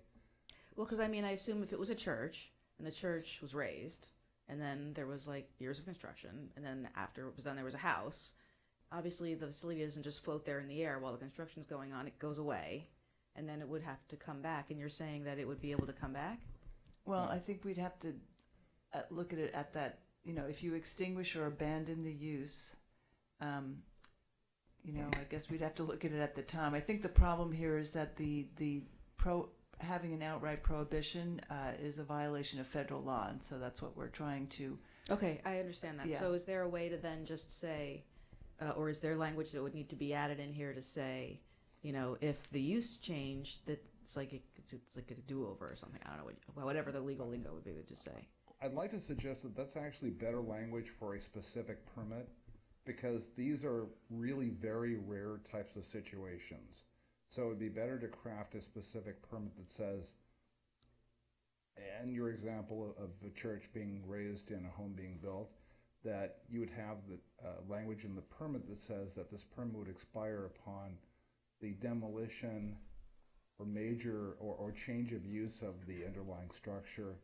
Because at that point, an applicant is coming in requesting a conditional permit. So they would have to agree to the conditions. Whereas if we're hard coding something like this into the ordinance, I'm sure that I could come up with some scenarios that would be problematic. I think this is better as a permit condition. And I mean, didn't have to be a house, but it could be like a community corporation property, which would be fully residential. Like, I'm just thinking of anything, and then someone might not want to be saddled with this facility. So, do you think that the permit is the way to go? The language. Well, I think that would be to avoid a facial challenge rather than baking in what would end up being a prohibition in a residential neighborhood if you were to deem it as losing their rights to remain if there was a use change. I think this is sort of the compromise to allow the possibility of a wireless facility in a residential neighborhood without having an outright prohibition, and this is one way we accomplish that. This is one of the elements of that, exactly. Yeah, see, that's interesting, but looks like Commissioner Perry has a follow-up.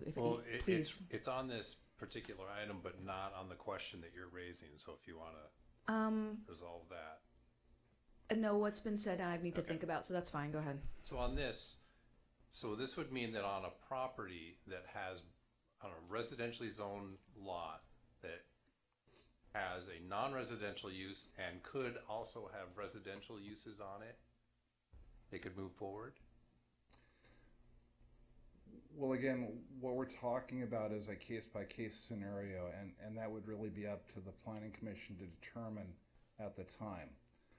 very common to have residential uses at a church, residence for a pastor, things like that. The question is it the same building? Is it a separate building?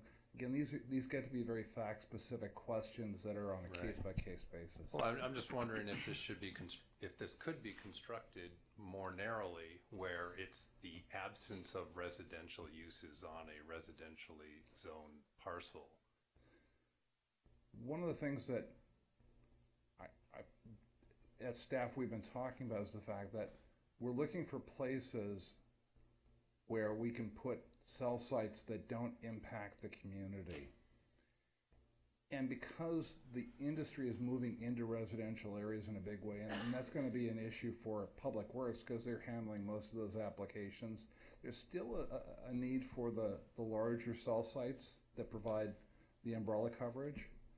So having an ability to bring those into residential areas on non-residential use properties, I didn't say that very artfully, but I hope you get the point. Well, the thing gives us some flexibility. I'm just wondering if the prohibition could apply legally to residentially zoned properties that do not have any residential uses on it. Because it seems like the way it's drafted here, you could have residential uses on it. Right, like it could be a mixed use. It could be like the market in Ocean Park that I believe has housing up above. I could be wrong about that, but a 2-story. Okay. Yeah. Or it doesn't have housing. But that's the kind of thing, though. I think we're That's not trying to think of residential zone? where we. I'm thinking. Most. I think we Borderline. were thinking about churches and some of these legal non-conforming small like corner markets. That are in, and this is again residentially zoned neighborhoods. We do not have mixed-use housing projects in our residentially zoned neighborhoods. They are all like 100% housing, where we have housing. I'm trying to think of where. I have a solution here. Yeah, I think we should situation where we just have that. use the language. I think the problem is that in one of the comment letters, they focused specifically, and what they said was they're suggesting that we should allow stealth facilities in residential zones on parcels, not in residential use. That wording got sort of garbled. And so if we were to just, Use put their that in there suggestion. literally, I think that would address your issue, and it would just address their comment as well. Right, great. In non-residential use. Yes, I mean, they basically say it's parcels, Right. not in residential use. And it's their suggestion. So that's the whole parcel, not in residential use, and that would address your question. Yes. Yes. Thank you, Commissioner. Yeah, thank you. Richard? And that may have answered my question a little bit. The 2 letters we received, one from Verizon was quite short, and it appears that you've answered all of their objections. The one from AT&T went on for pages and pages and pages, including things about stealth facilities, and the city will have to look after landscaping for whatever they achieve, and so on and so forth. I assume most of that was just an attempt to railroad the city into doing what they want. Michael Van Eckhart, the author of the AT&T letter, I've known him for many years. He's a very competent attorney, and he represents his client quite well. What he was trying to do through most of his comments was to put in loopholes that you could drive through. And frankly, as we looked at those, we said, yeah, we understand why you'd like that, but that doesn't really benefit Santa Monica. So, as you said, the letter went on for pages and pages, and we've come up with, I think, one from AT&T that we thought was worth bringing to you. So that's the level of scrutiny that we gave to each of the comments. We gave them a lot of consideration, but at the end of the day, they were doing exactly what they're supposed to do, which is to try and make the ordinance more friendly for their needs. And we were focused on making it more friendly for the city's needs. Well, I have to say lawyers working with telcos, not a good combination. One of the issues that we had previously was the last time you were here, yes, the company was arguing, well, we have to break up what we're doing into cells that have to go into residential zones to serve these areas and so on. And we rejected that.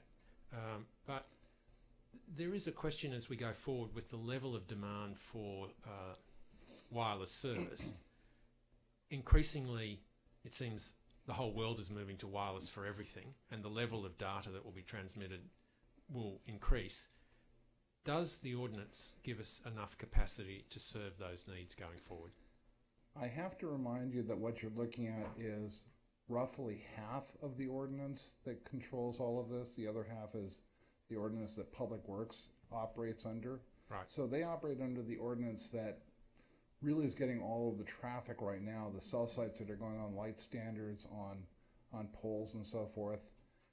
So this portion of the ordinance that deals with private property is really, I mean, you're going to be seeing very few applications coming to you, to this commission. So as to what this solves, it still provides them the ability to bring in the what are called the macro cell sites. But the small cells that are going to dominate the deployment of wireless for the next 5 years, that's handled outside of this ordinance. And that'll be up on light poles and... It's going up actually today. We have a number of cell sites in Santa Monica on light poles already. So they'll be outside residential lots. Right, and that's handled in a completely different portion of the city. Thank you. Jennifer. What is the notification process, if any, for the community for a ZA hearing?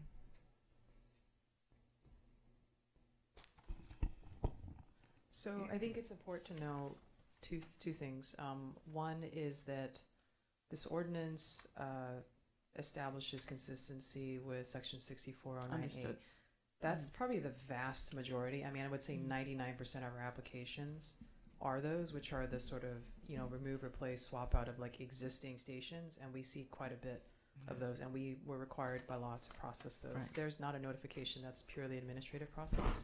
Where someone is proposing something new, then there's the minor use permit that goes to zoning administrator, and that's the 750-foot radius notification, owners, occupants, just like any other public hearing. Yeah. Got it. Okay, thank you. I see no other questions, so we have no chits, right? Chair, I would move this as a motion then. Second. Are you moving the amended one with the little tweak? Of course. Okay, just making sure. I don't know what number is it on that? It's 932070. It's on page 8, and it would read, personal wireless service facilities may be located on parcels not in residential use that exist on residentially zoned property as of June 6, 2018. Yeah, so I would move item 9A as amended in this place this evening, and I think you just read that out. Is there a second? Mario. Oh, Mario. Commissioner Mario. All right, let's vote. Do you have a I'm comment? sorry. I do. I have some suggestions related to the construction of this. First of all, I believe we made the shift away from referring to the zoning administrator throughout the document, yet this draft continues it. Unless there's a reason to keep it on the zoning administrator instead of the planning director, then I would suggest that we stay consistent with the rest of the zoning ordinance. I would also suggest, again, unless there's a legal reason not to, that this include a compatibility finding.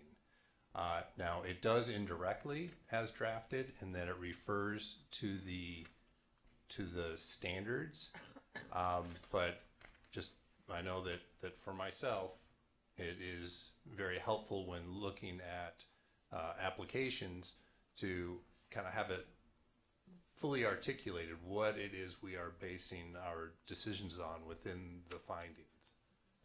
So I would suggest that change be made, and I think that all of these could be accomplished between the time that it leaves here and city council. that it doesn't need to come back to us.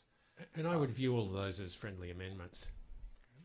And I would suggest that the way it's crafted now, the development standards specifically within each standard say the reason that it is that standard is there, what the goal is, and I mean I would think that those could be put together in an overarching goal, and that the enumerated standards support that overall goal of compatibility and limiting noise impacts as a whole. And again, I think that would feed into the review process. Yes. Commissioner, you said, as I've heard, that you want to have individual goals in each of the sections. I think it would probably be better if we have the overarching goal statement, because all of the sections. I'm saying the reverse. Oh, okay. Then I heard it differently. I'm looking at it now, and it's within each standard. Okay. All right. Maybe not each standard, but some of the standards say, here's what we're trying to achieve. If it's the will of the commission, let us take that and look at that from a legal standpoint, and then one way or another, we'll obviously we're going to look at this between now and the city council. Right. And I'm putting this forward as something that, from my personal, the way I approach these things would be helpful to me as I'm looking at the text. But I understand that there may be reasons why it may not be perfectly clear to others that way, or that there may be legal reasons not to make that adjustment. Can I just ask for clarification? Are Yes. you speaking of 9.32.060B, which is problematic to you? No, I'm, let me see, 060. No, Compatibility with existing uses?